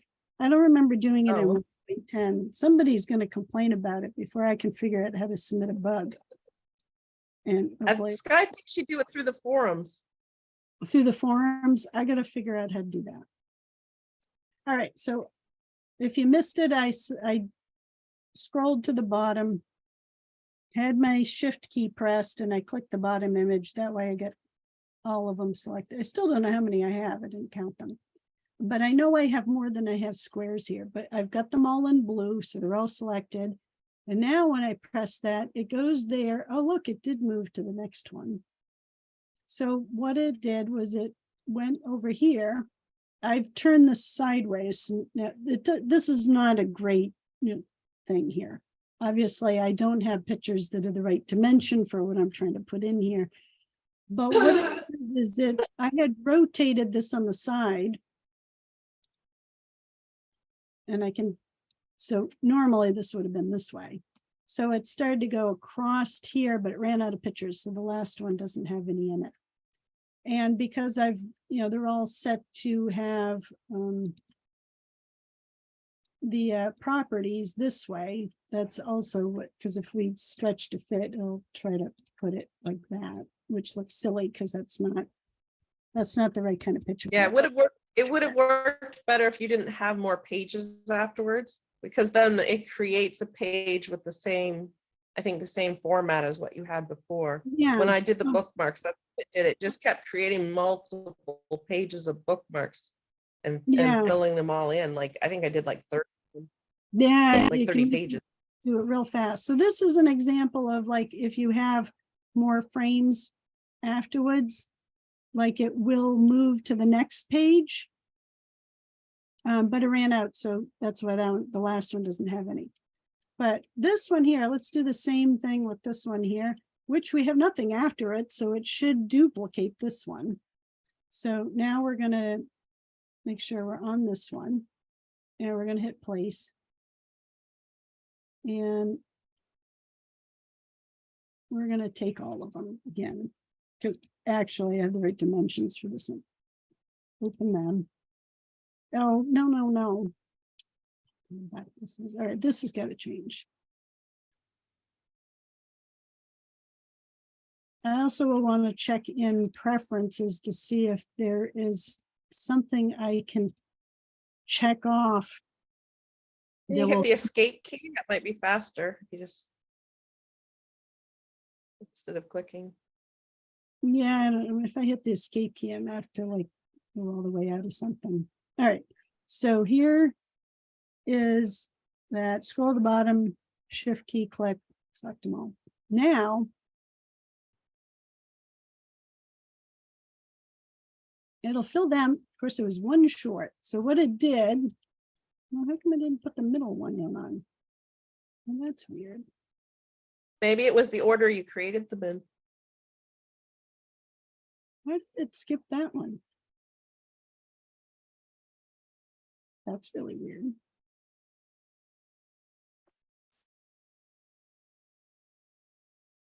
It's also lagging, but I don't know why it didn't put one in one of the picture frames. That's bizarre. Ideally, what should have happened here is we had 5 pictures dropped in for the 5 frames I made, and we don't have a middle one. So I'm puzzled. That looks like a software bug to me. But I may find that I missed something, like, I don't know what, but I might have to watch the replay to see what I might have done. It's not apparent. I bet if I go take some more, it will drop them in, but then I'm going to have a very funky page at that point. So what it did was it kept repeating the page. It duplicated it enough times so it could put all the pictures in.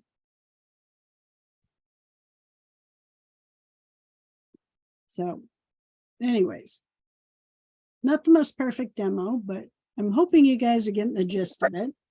And that at least the steps. This is how it goes. This is how it goes. This is, that's why we call it a collaborative. We just have fun. And then we would do at this point, does anybody have any questions about the auto place tool? Which you might, because even I do at this point, like, why did it skip over my other frame?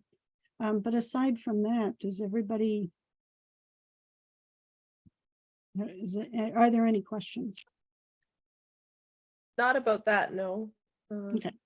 No There questions. were some questions about the difference between the programs, like between publisher, photo and designer, but Sky and I were answering those. Oh, All wait, right. here's a question. Oh, Sue was wondering about the upsizing, how well photo uses for the AI, where you brought out that you were using AI images. I said it wasn't Yeah. really great.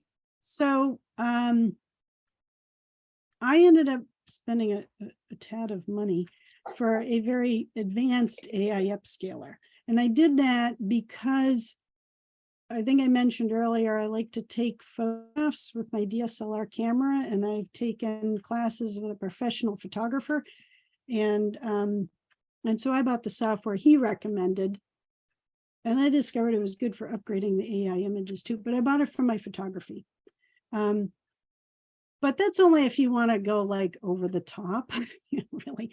And if you want to know what over the top looks like, hopefully you bought this bundle, because embedded in the Canva one, if you bought it, don't get just the Canva one. You need to go to the OneDrive folder, because that's where all the upscaled images are. But I went over the top on that part. But prior to that, I was doing upscaling with Affinity's own upscaler, and it does a very nice job. It's not as super advanced as a professional photographer's upscaler, which is also, the software I have is also designed to correct lens blur and motion blur, and when you have grainy pictures because you're in too low lighting and your ISO is set too high. And if you don't know what an ISO is on a camera, then you don't need to worry about it. But so that's why I have my upscaling software that's different. But the Affinity version, when you're upscaling, I don't know if I have some, well, okay, so we could do it with one of the ones I did up here. Now let's take this one. You want to take your picture. I think I'm doing this right because I do in the other software that is a different workflow. But you would go You up gotta here. switch to the photo Yeah. first, the do I first have- photo. Huh? You have to switch to the photo persona first. I do that all the time. I hit documents. Yeah, Where is it? I'm like, where is it? Like, I'm like, wait a minute, shouldn't it be in this? So you have to switch personas. So if I were to, now, so this is called the studio, or studio links. And if you have all three apps that you've purchased, which if you do the $99, you'll have all three. But if you are still on 1.10 and you haven't yet bought them all, you'll only be able to switch over to those that you bought. So if you own publisher and designer, but not photo, your photo studio link won't work. You have to own the other app to get to the studio link. But if you do the upgrade to the version 2 and you get the $99 deal, you'll just have all three of them in version 2, and the studio link will work great on the desktop and also on your iPad. So what Shannon was saying is I need to be in photo. So we're gonna go over to photo. So I'm hitting the studio link. Something changes.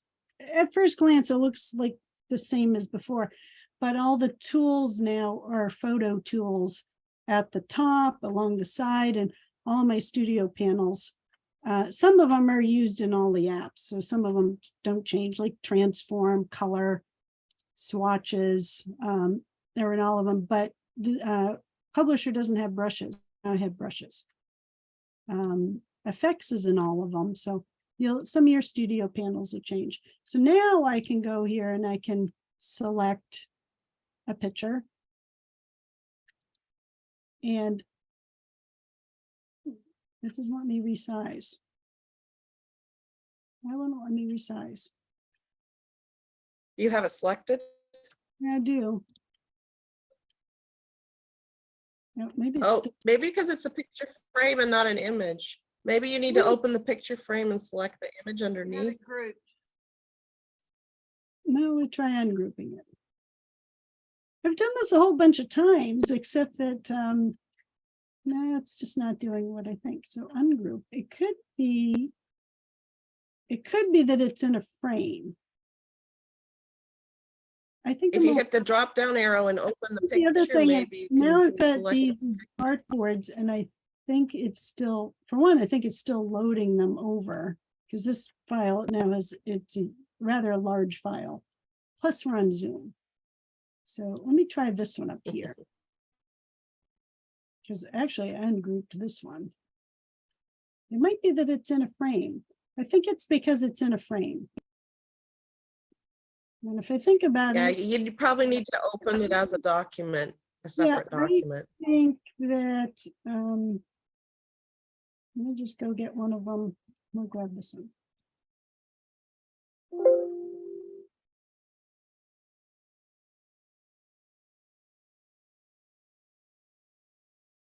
Of course, I've got it going portrait in the pages. So you would, let's see if this works. Yeah. No, no.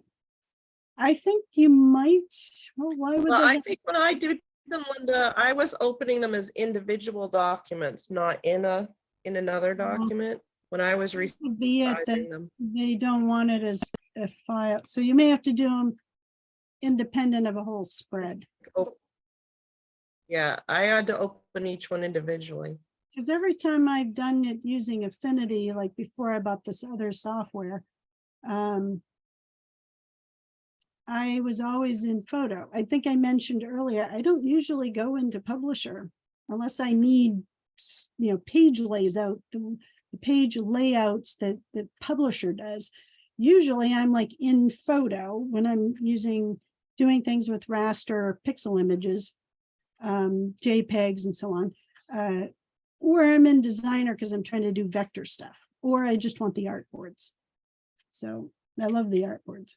So this may be throwing me off because I'm really in a studio link and I'm in a spread. But just to answer, was it Sue? Her question that you would Yeah. go under you'd get the file once this thing is activated. Go under Can you just open the picture separately, Linda? If you just open, like not in that document, but go like Oh. just open the picture by itself. like to get it to launch is a different tab. Yeah, like if you go control open and then just open it by itself, not placing it. I don't think it's doing that here because it's not. If I just have it open, it's going to open it in my Windows picture viewer. And it doesn't have, it's not really embedded. Well, maybe if I go back up Oh, here. because I know I have all of mine set to automatically open in Publisher. So, but you can right click on them and choose open in Publisher if you go into your file explorer. You mean outside of here? Yeah, if you just go into your Explorer and pick a picture, any picture. All right, back to here. And then right click, you should be able to choose to open it in Publisher and then it'll come up in a separate document. Open with photo 2. I still have the old the old Affinity stuff installed. You can keep your other versions on your computer. Eventually I should uninstall them because they're taking up space. Oh, it went to photo. Yeah, I wanted it in photo. Oh, you chose photo. Okay, well, you could still do it in Publisher and then go back to photo persona because that's how I do it. I'm used to being in photo. I'm like really There's not more than one way. Publisher. Like this. There's more than one way. Ways to get things done. Okay. So this should work because this is where I do it. So it's loaded the picture. Go under document, see, resize document. And this is a square at 72, but these have been upscaled. Affinity will let you go up to 400. My other software, what did I have that thing set to? Like 1600 DPI. It was insane. The file was way too huge. It was, it was huge. It wasn't 100 megabyte. it was like enormous, but we did it just to see how like over the top we could go. But you just need 300. And the best resampling method is to use bicubic. It may default to bilinear, but you want to use bicubic. I tried to play around with Lanxos, so I think it's pronounced, and these really didn't make any sense. I tried to research what exactly they were and why you would want to use them, but in the end, I did answer the question. I'm like, yeah, not worth it. Just stick with bicubic. You want to make sure the checkbox is there for resample. Otherwise, it's going to just change the dimensions of your file. We're going to leave it at 300. And do I want to change that or not? Okay, inches. I think in inches. So these are actually right around 8 inches. I'm going to make it 12 inches square. So I'm going to make the dimensions larger, but more importantly, I'm making it 300 DPI, and I'm using bicubic. And then I resize it. And I don't know if you can see what the, it just changed a bit, but with us being on the internet and depending on your receiving end, how your resolution is, you may or may not have seen much, but what I see is a lot clearer. And if I zoom in, there's still some fuzz, but at the moment, I'm zoomed in to, let's see, if I zoom, well, I can't get it to exit. Right up at the top, it says how far you zoomed in. This is 100% size. This would be like if I printed it without making it smaller or bigger, 100% on a piece of paper, that's how big it would be. You need a pretty large piece of paper. So this is really good quality for printing. You do not need to buy upscaling software like I did, but I treated myself because I do photography. Not an expert at a photography, but I'm striving towards it. And I wanted to have the software, so I bought it. But you can do what you need to do for making good quality printables by just using Affinity.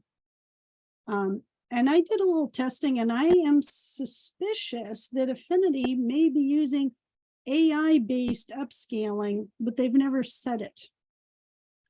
And I'll tell you why, because I just upgraded my Corel paint shop because Corel said they were using AI upscaling. So I bought it. It was $35. And then I did a side-by-side comparison, and it looked identical between Corel and Affinity. And I believe Affinity has been perhaps using AI upscaling all along. There are things in Corel that I like that Affinity doesn't do. So the $35 wasn't wasted, but it did not buy me anything that Affinity didn't already have. So, all right, that should answer that question, I believe. If Sue wants to there isn't verify, anything just like thumbs up and we're all set. All right, No, back I to don't see anything. no other questions. All right, Oh, Sue says yes, thank you. awesome. So of course, I have a question of my own. If I were putting comments in the chat feed, is what happened to this picture right here? Like, why did it skip it? I don't know the answer to that. I'm going to have to go find out why it did that so that either I know whether it's a bug or how to not to do that one again, because I don't know what happened. All right. At this point, and I'm not going to go into super detail because the demo was really about how to use the quick grid feature and then how to do the image placement. Zips it all on real quick. So then you would just go and add text. And I'm in photo, so that's not going to work too well. Switch back out of photo. We're back over into publisher. And then you can either do artistic tool or frame tool. I'm not going to go into those because otherwise we'll be here till like 7 o'clock tonight.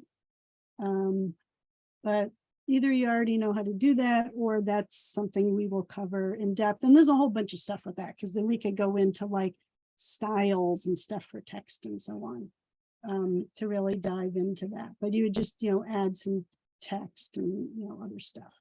Okay. Hope all is cool. Everybody's cool that I don't like fully make a full promotional here. Somebody was asking if you could undo, but I'm just not sure. Can you unmute Diana and ask her what it was you wanted her to undo and repeat? She's saying when it skipped the blue. I think she's thinking if you undid it and tried it again, would it work and put it in the blue? That's what we normally do in the group. Linda keeps trying till she figures it out. Yeah, because this will bug me after we get off. I'll be sitting here for like however long it takes before I go, oh, okay, now I know why it did it. I probably Right, that's why I just wondered if there was an undo, if you could undo and then redo and see Yeah. if it, so this but here. I don't know this software well enough to know if you can undo. Yeah, you can. And Diana, I can see your name popping up on the screen. This is like how the group works. Like, what if you do that, Linda? I'm like, cool, let me try it. They're like, everybody in the group helps me figure out what went wrong, because sometimes I'm just like, huh? I know how to test software. I don't always know how to use it out of the gate, but that's how you learn. And then sometimes people like you, Diana, like solve the problem. I'm hitting Control Z, so it's backing something up, and I'm just trying to click it far enough so that these pictures disappear. I think it's removing the pages that are below. So it doesn't look like anything to you, but I'm waiting for something to show on my end, and when it does, you should see it. But I'm slowly hitting, because I don't know how far back I have to go to do it. I don't know if it has a limit either as to how many undos you can do. I think in preferences, there's a setting for it.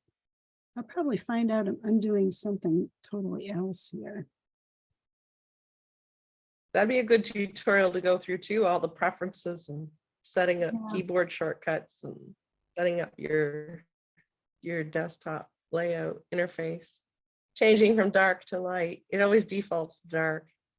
Oh, look, it just selected that. So about Well, to, Sky thinks it will undo until you close it, that it can keep going. all right, we're back. No more Control Z's, or I'll go back further than I need to. Okay.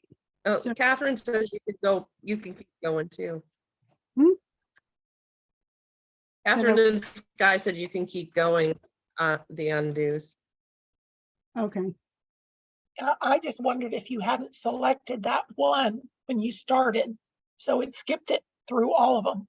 Well, I pondered that, but I don't think I had anything selected at all, because you don't need to. Oh, okay. What it does is it says, all right, you're hovering, because what I do, and why I don't think I was selecting anything, but maybe I'm wrong. I mean, maybe that is what I did. But you hover over, you select this tool, and then you pick your images. And you open them. But I don't have anything here selected. Right now it's loading up. So nothing is at, it has no reference point at the moment. Now, maybe I had something selected, and maybe that's what the problem was. And if that's the case, then we make note to self. Oops, I hit the control key instead of the shift keys. That's what I only get to redo that. Okay, shift key, not control key. All right.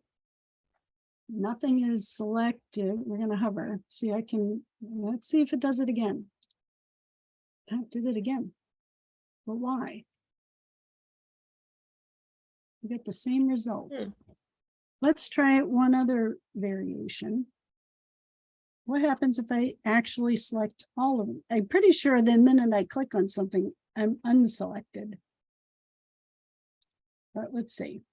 Maybe you have to select them all, but why it should just notice. It's always worked for every other one I did, but today, you guys, I get like a Maybe it's a Zoom thing. it's Zoom. We can like hope it's to- just a Zoom We glitch. just like to blame Zoom every time something doesn't work right. So, all right, that one's selected. Scroll down, hit shift, click. All right. I don't know if I. Nope. Okay, so I can toggle between. They're all selected. Let's see what this does. Maybe this Now is. don't pick that first one this time. No, I'm Pick a picking that different one. Oh, I'm curious. Yes, I think you're onto it here because I'm selecting this one, but that's probably somewhere else in the stack. And you're right, Diana. I have to make sure I'm on this one, which I don't even know which one it is. Let's see. It's the one that's It's the stripped. far one to the right. You want the one that's sitting at this angle. Right, it's the far right one. This one, or is it this one? That one. It is this one. This one's a little more upright. No, I think it's this one. I think this is the one. What I'm looking for is the one on the top of the stack. Oh, Right, but which is the far it's right. no, it's going to populate from the bottom up. I tested this before. So you want to have the image that's at the bottom of the layers. Which Is is the one it was skipping. This, the one it was skipping. Yes. It's very confusing because I think top down and it thinks bottom up. And then of course, I'm just looking at it thinking, I'm going this way. No, we want this one. Now this should fix it. Look at that. Now it did it. That's totally what it is. That is a good thing to have awareness around. But where is, shouldn't I have more pictures than that? I don't know how That many may you be. selected. That may be all you've selected. Yeah. Maybe Yeah, you I just may selected not that many have this them time. all. Oh, I still have him. Yeah, I must have somewhere along the way ended up unselecting. We'll hit, we're going to get this right. We're going to get this right. Okay, we're going to shift and select them all. And we're going to start on this one because we've now determined that's the one that Affinity sees as the first one in the sequence. Now it should work. Look at that. Diana, I couldn't have done it without you. And to think I've never used this software at all. See, you don't have to even You're a know. natural. Yeah, you don't have to know how to use it to observe something and go, I think she's doing, I think this is why it's happening, because you solved the problem. I probably eventually would have figured it out, but you just saved me like hours of turning my hair gray. I teach software. Ah, so there we go. You'll learn this real quick. All right. We solved the problem. I don't have to figure it out later today. All right. Now, in an ideal world where we have boatloads of time, because I'm looking at the time going, yeah, our group's been known to be on for rather long periods of time. I'm going to skip over doing the text. That can be covered another time. And how's everybody doing for, I have a little bit more time if you want to hang out. We try a mesh warp. We're gonna lose Catherine. Bye, We'll lose- Catherine. Catherine's got to go. So I got 97. How do I have 97 people on here? I only had like 80 people register. I don't know. I don't see that many, Linda. Oh, I'm reading the chat feed. No, that's the picture. I'm reading the wrong. Yeah, See, we no, don't have Yeah, the. no, I see 14. I was gonna say, that doesn't make any sense. And the but no, participants. 97. See, I really shouldn't just look at the bottom there, but we have 14 people. You could say the warp mesh is the gift, the special bonus gift. I haven't sorted out the special gifts, so I could, and our group could tackle mesh warp when we meet again, which is next Monday, and record it for our guests. And that will be the special gift that you guys will get if you register for the group by the 23rd of December. That's your bonus.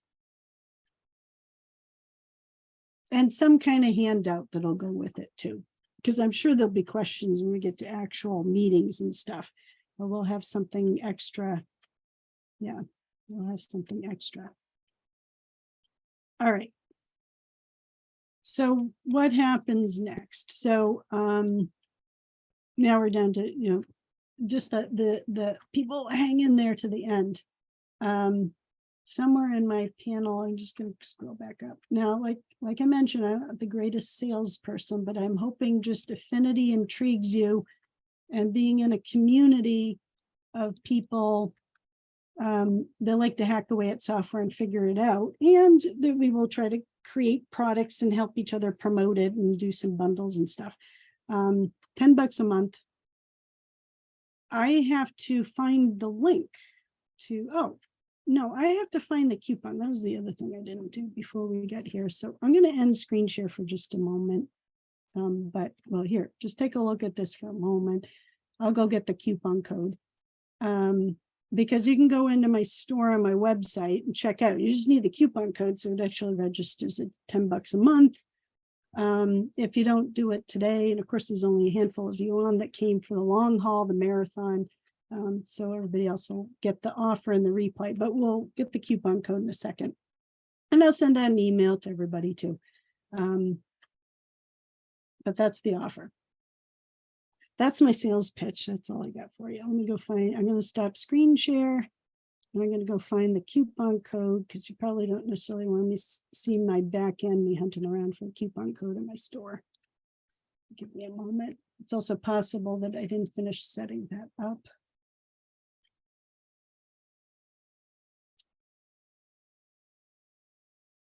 Pause.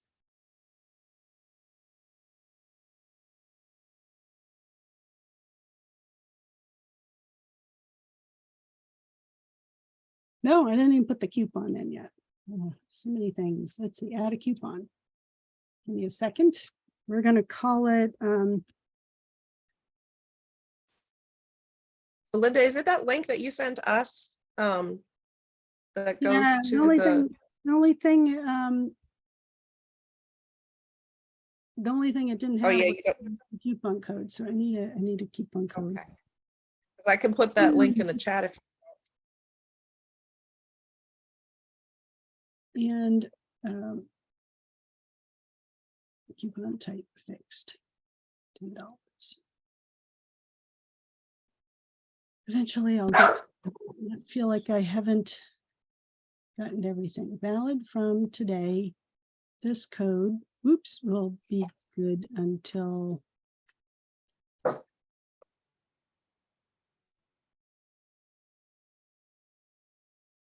oops.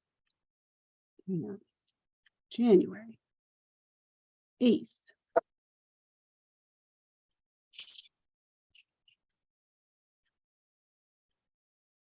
Create a coupon. Okay, here's the code. I'll put it in the chat feed. Did I type it wrong? No, I didn't. Okay. All right, chat feed, where are you? So it is AUC 2022 launch 10. It's probably a little long, but now I just got to find where I have the chat feed because a moment ago that was easy to see. Now it's hiding. All right, here's the code. That's the code. And then the link is, Shannon probably get to it faster than me because I already gave it to you. is it that one you sent us in the email, Linda? Yeah, That that's the right goes to one. I the just cart? didn't, Okay.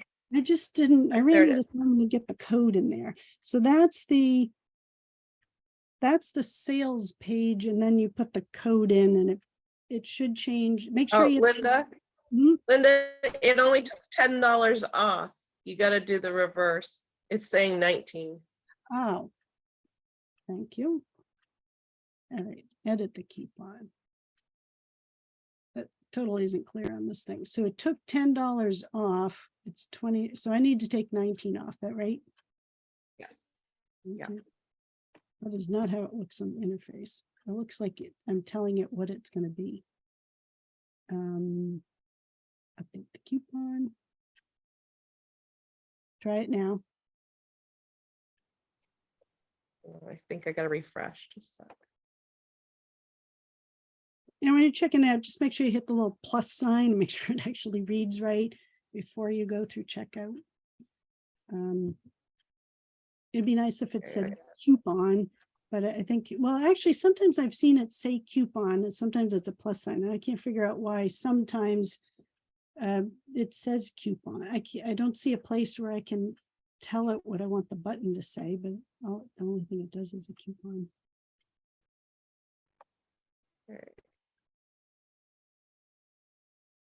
I just had to refresh it because it wasn't showing. Okay, enter coupon. Yes, now it says $10 a month. Okay. It's in reverse, but that wasn't apparent. I guess in the big scheme, it does make sense. But that's a not dollars off, not a final dollar amount. So, all right. And I suppose the other thing, I'll put it in an email because, you know, most of the people that were here aren't here anymore because they had to get on to the next thing they got. Because I told you I would Yes, verbo. but they were looking for the replay, they said when they dropped off. They were looking for the replay. We'll need a couple hours to watch your replay, but so what I will do though, just to end this is just for the video, I'll go here, I'll go back to screen sharing again for a moment where it was again. Oh, that's photo. We'll put the link in here so it shows up. And if you want to hop off, I will finish this up with the recording. You don't have to, if you have everything, unless you have a question, if anybody has a question, let me know. I'm just going to add this in for the video recording and it'll be in the email anyways. So I probably don't really need to do this. I need to unlock it. Kathy said it worked. She's in. Cool. And yay, I have my first personal register. I'm so excited. This is like really big. Someone else said they were going to too before they left, Linda. So you'll Yeah, this is probably really get big, more 'cause after the replay. For 18 months we've been meeting and I'm like, I gotta move this. So I'm like excited. It's happening. It's like actually happening. What am I trying to do? I'm trying to put the code in Well, here. Hang on. I do recommend it to everybody. I'm not in very many memberships, but I really do enjoy the group. And I do think it's helps. Like even today when Linda and I were going over things, she had an idea for something that I never thought of. So when you're just doing it on your own, you don't come up with the great ideas that you do when you're in a group. So it's nice just for the group aspect of brainstorming and figuring stuff out. That's my 2 cents. Yeah. Well, one And of my, Shannon, I'm going to excuse jump me. in. This is Kathy. Hmm.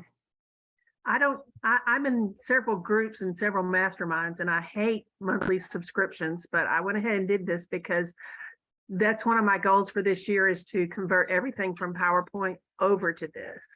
Yeah. And I've been playing with it for 2 years and I do a lot of stuff in it, but like Shannon just said, I get in it and sometimes I just look at a blank screen and I go, okay. But when I pull up my PowerPoint, I just jump right into it. And I need to switch my mindset, and having a group sometimes helps. Yeah. I mean, there, you saw me go looking at go, what am I doing? So sometimes it helps to have second eyes on it. Yeah, And because a enforce lot of stuff is taught in Photoshop Mhm. in this niche. Yeah. And I refuse to pay that amount every month I've anymore. never owned Photoshop. And so I take their learning and I have to convert it myself into Affinity. And sometimes I get lost in the transfer because not everything is the same. Right. Sometimes it's helpful just to have somebody else go, okay, what did you do? Yeah. And because I'm so software oriented, I will go watch Photoshop and Illustrator and, InDesign tutorials, and I will map those things over. I'm like, oh, okay, I see what they're doing. And I'll go figure out how to do an Affinity. There are a couple things that you can't do it in an Affinity. It doesn't support it. But most of the stuff you can do in Affinity. I agree. Just as well. But I my brain is so software oriented that I will do the legwork of figuring out how that tutorial you found for Adobe maps over. I love that kind of stuff. And Linda, and I'll add on to that for what you just said about where you love software. I don't. But and because I've been hanging around, well, I've known you for years, but this whole I'm still considered more of a newbie on this, but I can tell anybody who is even maybe thinking about at least try it out for a month or two and see where it goes, because the part of being part of a group when you don't understand it or you don't know it, and you have people who do understand it or are willing to, or at least willing to go find out for you, or you find out together as a group, that's more beneficial than anything you can get. So I think if anybody's thinking about it, I think it's a really good, just try it for at least try it. I've wasted money on other groups that I've never even forget about it. So, but this is something that's very worthwhile, and Affinity has a lot of tools, useful tools for anybody who, no matter what you're designing.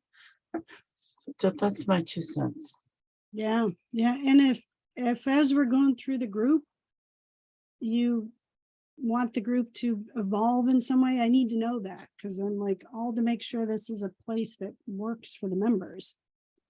Back to my collaborative, that word is in there very intentionally, my Affinity Users Collaborative. So What I love about this group so far with what the founding members, you girls in our PLR space are probably the most versed in Affinity, so you're learning from the best. Like Linda, Shannon, and Catherine are pretty prolific in what they produce. So in Affinity, so you're joining a well-founded group. yeah, we've had a great time the last. Yeah, it's super fun. Yeah. We've had so much fun that occasionally we've met more than once a week. Like, we've become a very close group. Mhm. And as I launched this other group, I'm still meeting with them on the side. They're going to help me make sure this group gets super successful. So, but Well, yeah, Linda, bring the same thing. is the time Mhm. is the time adjustable? Because it's not a good time for Diana. Or she'd prefer to be live as opposed to Yeah. the record. And I can understand that. I have watched replays when I've missed the group, and it's not the same as when you're there live. Diana, where are you? Is she still on? She may have hopped off. So I don't want to change the time she's because still it's been in all the marketing and all that, but my hope is that this is something that people need, and I have like so many people registered that it's hard to get that She's kind in of Arizona. so she's 2 hours off. So if there's enough people that are registered that the group's too big to get that good solid collaborative, and it's worth my while to split it in two, I'm going to need another time slot, and then we'll figure out what works. So Arizona makes that 9 o'clock in the morning. So at the moment it's going to stay at 11. There will be replays, but I totally know it's hard to get the same feel out of a replay. I'm always here to answer questions. But yeah, at the moment I got to keep it at 11. Otherwise I have everybody all over the place and it becomes confusing to people. But this is what's been put out through marketing and the little marketing I've managed and done. So Just thought I'd check. yeah, and just trying to plan today, like the group is going to be at 11, but our usual group meets at 1:30. And that got everybody confused amongst us. Like, are we meeting at 1:30 or 11? So even a small thing like that. So I got to be consistent. So Amy's suggesting that you could have people submit questions to you ahead of time. yes, And then that is that there's going to be a membership area. I've already got it designed. Actually, anybody who's checked in or you've gone through the checkout, I may have to send an email out to make it apparent. But you guys have a membership area on the website, some locked pages that you have to be logged in.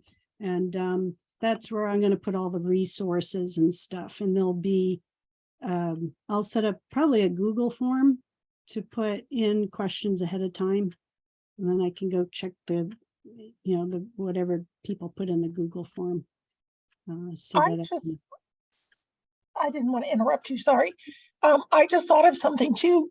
If I watch the replays and have questions, could you start the next meeting with answering the questions? Definitely. So that when I hear the next replay, I Yes, hear the answers? absolutely. That is totally yes. Yeah. Okay, And the That's a good idea. setup is going to be that the first meeting of the month, which will be on the second Monday at 11, that'll be where I've picked something we're going to learn together. So it'll be guided, it'll have structure, focus, which is always challenging for me. I don't think I mentioned it at any point. I have ADHD, so I go all over the place. We Um, all do. I think it's a prerequisite for the group. So that'll be the I agree. first Monday, or the second Monday of the month, the first meeting will be the structured thing. And then if you have like questions about that, you can submit them, those are that are live, I'll answer it in the live session. But the second meeting, which is the fourth Monday, that'll be like open on any question. Doesn't have to be about the tutorial. It could be anything. It could be like, I watched this YouTube video on, Adobe, whatever, and how do you do it? It doesn't have to be on topic for the month. So, but if you've submitted a question, because you can't be there live, it'll get answered. So yeah, Cool, that works for me. Thank you. super simple. I'll probably answer it for everybody, because if you have a question, somebody else is going to have the question, but you'll probably get your answer before I even get around to the meeting. So, but yeah, and I do best working off questions. So when people ask questions, it helps me have structure so I know what's needed. So, all right. Well, I think we are all done. And that took like way longer than an hour and a half. All right. Who's here? I know I have more than my gang here, so some folks are still hanging in. I'm going to stop screen share. So anybody still have any questions, or shall we sign off for the day? You're welcome, Sue. I do look at the chat feed Not- now. Oh, Thanks okay, for your good, time good. today, Linda. Say Thanks for again? your time today. Oh, Thanks yeah, for your time totally. today. You're welcome. You know how I like to spend these marathon sessions. It's not the first time I've spent long time. Yeah, I know how much work it goes into preparing, so Yeah, appreciate I it. had, I had to do so many things beyond just preparing for this over the last couple of weeks. Shannon knows because she was behind the scenes with me, and Jerry was a bit too. So, and Mary is still on. Mary, I owe you an email, because Mary, since we're at the end, did you get your link? Because when you signed up for the Meet the Content Creators, you somehow got access like 5 days before it launched. So you had an empty folder because the things weren't there. But hopefully you got your email to go back and get all the files for the watercolor cats. And if she doesn't answer, I'm going to assume she walked away from Oh, she says, yeah, she got things. She did get it, so that's good. I was like, I feel like I gotta get back to her, but I'm like juggling 50 bazillion things and dropping half the stuff I'm trying to do. So, and I got to get back to somebody named Daisy. I think had a browser issue. I think her browser email was blocking her from launching the link. It probably thought it was a bad link and wanted to protect her. So, Well, I know every time I have someone who can't download, when I suggest they try another browser or an incognito window, they've got back to me and said that was the issue. Except one was trying to do it on their iPhone and she couldn't get my free sample pack, but she could on the desktop. I don't yeah, know 'cause I think why. It worked on my side. because email providers will block links if they're worried about them, going to something that might download a virus or a scam or something like that. So, but yeah, it was just the two of you guys. So everybody else went through fine. But yeah, Mary, you were like one of 12 people that made the purchase 5 days before it went live, because Melody was trying to list it on Warrior Plus, and there was some bug thing going on, and in that interim, an affiliate registered and sent out an email, and you were the recipient of that. So it wasn't supposed to go on sale to December 1st. So, but if I was so super coordinated and everything there, you would never have noticed. But that wasn't me. So, all right. I think we're all set. It's almost 4 o'clock my time. And I soon have to Yeah, go I'm to ready the for supper. teenager from her swim meet. So, and I probably should eat something too, because I just had breakfast and now it's 4 in the afternoon. So, all right. Awesome. All right, Linda, thank you. You did a guys. great job. Great job. Thank you. You and Shannon did a fantastic job putting together. Oh, So, thank you, um, Jerry. No, and- Linda did it all. I'm just support. hey, support's a big thing as well. But It's just as a- important. It's good friends to pull something off. So, It does. especially during so- the holidays. I always seem to want to take on big things in the middle of the holidays. And then I'm like, well, why didn't I do this when it was like quieter or something? I don't know. So I didn't even give them a tour of like any of my AI images. Oh my God, I have a hard drive. Oh, full. no sense getting them addicted into that yet. Wait till they get Affinity. Yeah, going. I heard the yet in there, Shannon. So, I mean, yeah. the fact that I discovered there was a 1,000 image limit on Playground in one day, what does that tell you? yeah. All right, Mhm. so the recording is still going. Oh, Mary, that's funny. Oh, Shannon.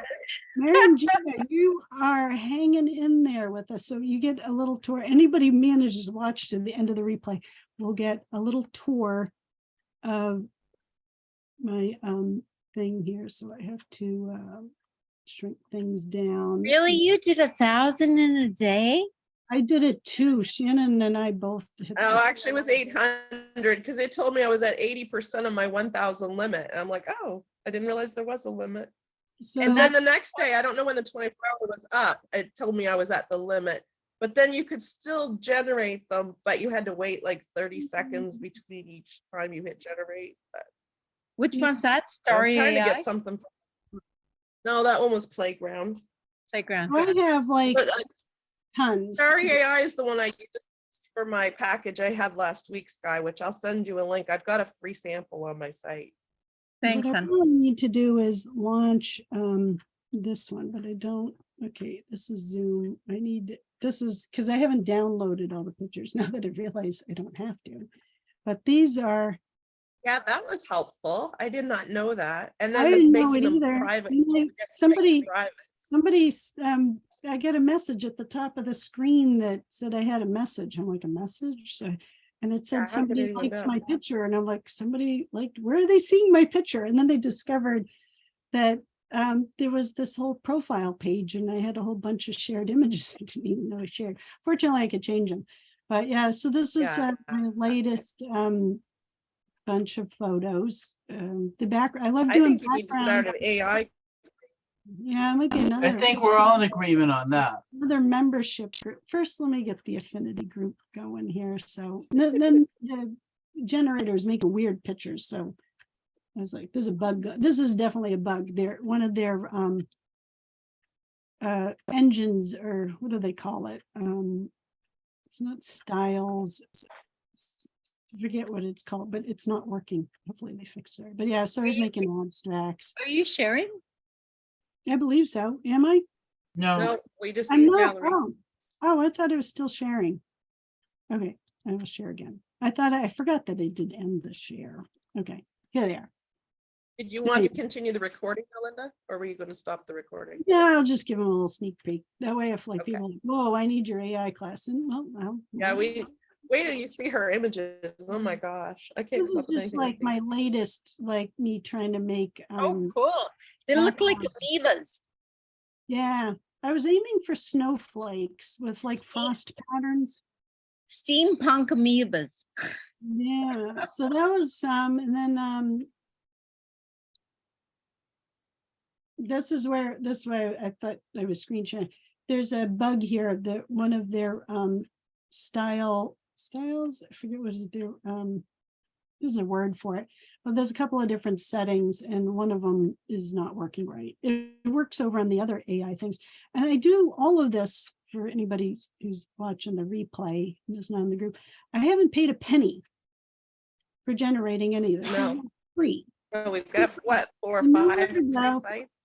Yeah, I toggle around between about 4 or 5 free sites. Then I was doing these, this was somebody else's prompt text that I was playing with.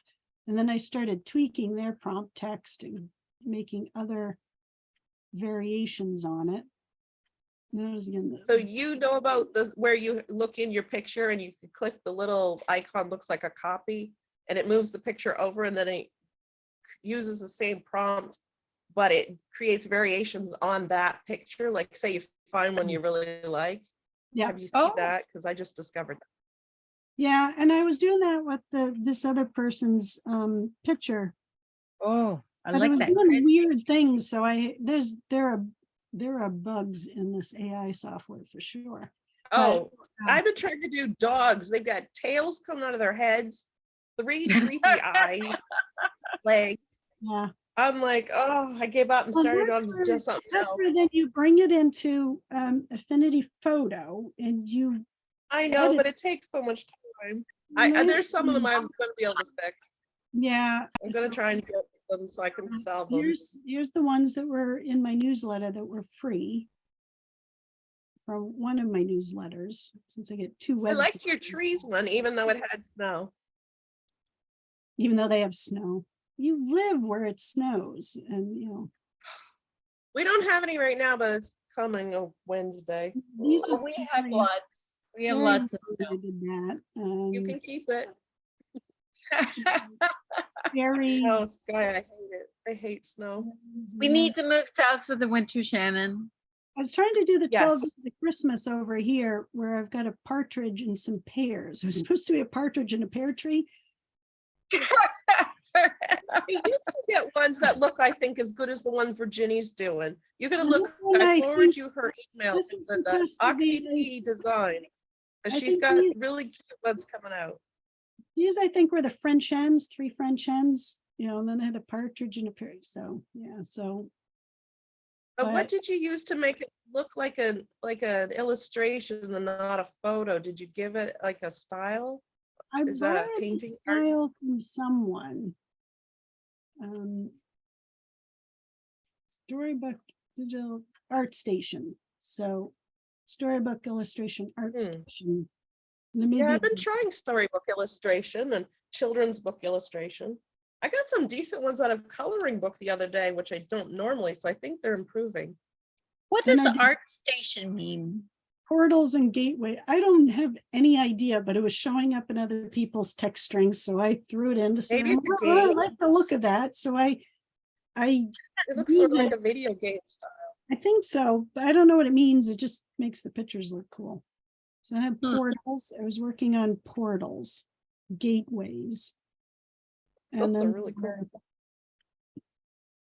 I like just and then there was Night Cafe does a contest, so I test drive the prompts over here and then I put them over in Night Cafe where I have Don't waste limited your free credits. credits. But they were running a daily contest for cactuses, so I made cactuses. Oh, I like those. I love anything desert. You had some I've cool got stuff. Definitely need to better. move south for the winter. Arizona. Oh, I love Arizona. New Although Mexico. South Carolina, I know, Jerry, you didn't like it there, but South Carolina was far enough. Mozzie and I went there the first year I got him. Palm trees. I was happy. South Carolina gets pretty cold in the winter. If you No, want well, to, we were in Marion. You were on Marion the is only coast. an hour west yeah, of on the Myrtle. coast We it were gets an warm, hour but west of Myrtle Beach. I Yeah, was but in a it still gets t-shirt most cold. days. it's still not as cold as that. We were in the upstate, so we've been. It gets cold, but it's like in the 30s during the day, 20s, 30s during some nights. But it can warm up to the 30s or 40s, 50s. But winter's short. You have trees flowering in January, February. Oh, February there was the Yeah. magnolias. It was cool. Oh no, those And don't azalea. bloom.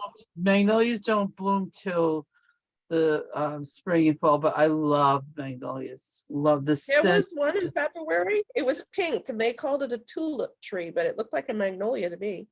There's a lot of there's pear trees that have the pink and white flowers. And there was Bell what was trees. it called? Starts with a C. They were everywhere in January.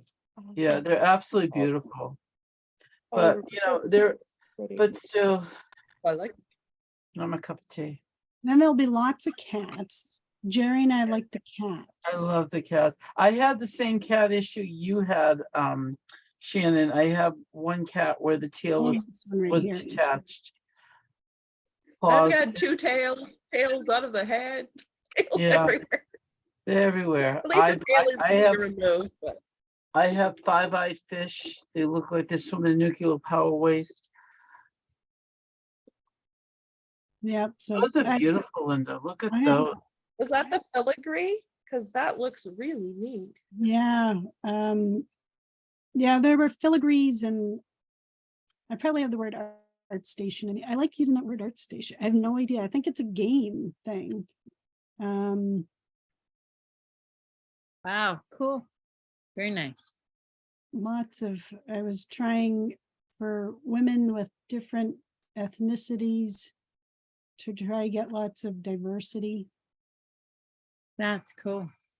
What dimensions are you using? 8 by 10? Some of these were back when Playground lets you do all sorts of different dimensions, but now they only let you have a couple of variations. So I tend to do the portrait size now. Right. Those are gorgeous. So, yeah, and then lots of scrolls. Yeah, You can do them I can't stand Um, looking at the like website. 512 by of 768 sky would be kind of portrait. Here's where I was trying to do one? coloring book pages over here. Can you type it in the chat? Oh, that's a nice coloring book. Yeah, Wow. so I had been trying to do coloring pages, but then I get carried away with the beautiful scrolls and yeah, I have Yeah, I coloring like doing a lot of patterns. So cool. Yeah. So we'll get the affinity group launched and rolling, and then if people are, you know, And I'm ready for the AI. Yes, then we'll launch the but I want to do the watercolors as well, to redo the watercolor class with the real actual watercolors with my overhead camera and real paint and paper and Then brush. you did pull those into Affinity too, so you did, you know, you Yeah. did tie that in with Affinity. Yeah, Oh, those yeah. are- Yeah, that was the point of teaching that class, is to have people, either they already are artists, or we teach them how to be artists. Shannon, the one who said she couldn't draw a stick figure, and now she's got really cool pictures she's been making. Yeah, to teach people just how to do simple, you know, craft things, and then scan it and fix it up in Affinity. So I think we got to sign off. I got to hop in the car and go over and pick up my teenager. Swimming. So, all right, so you go take care of Lena, and I'll touch base with you tomorrow on what we were talking about last night. Okay. And that'd be that. So everybody have yourselves a great Oh, there's my night. alarm to go get her.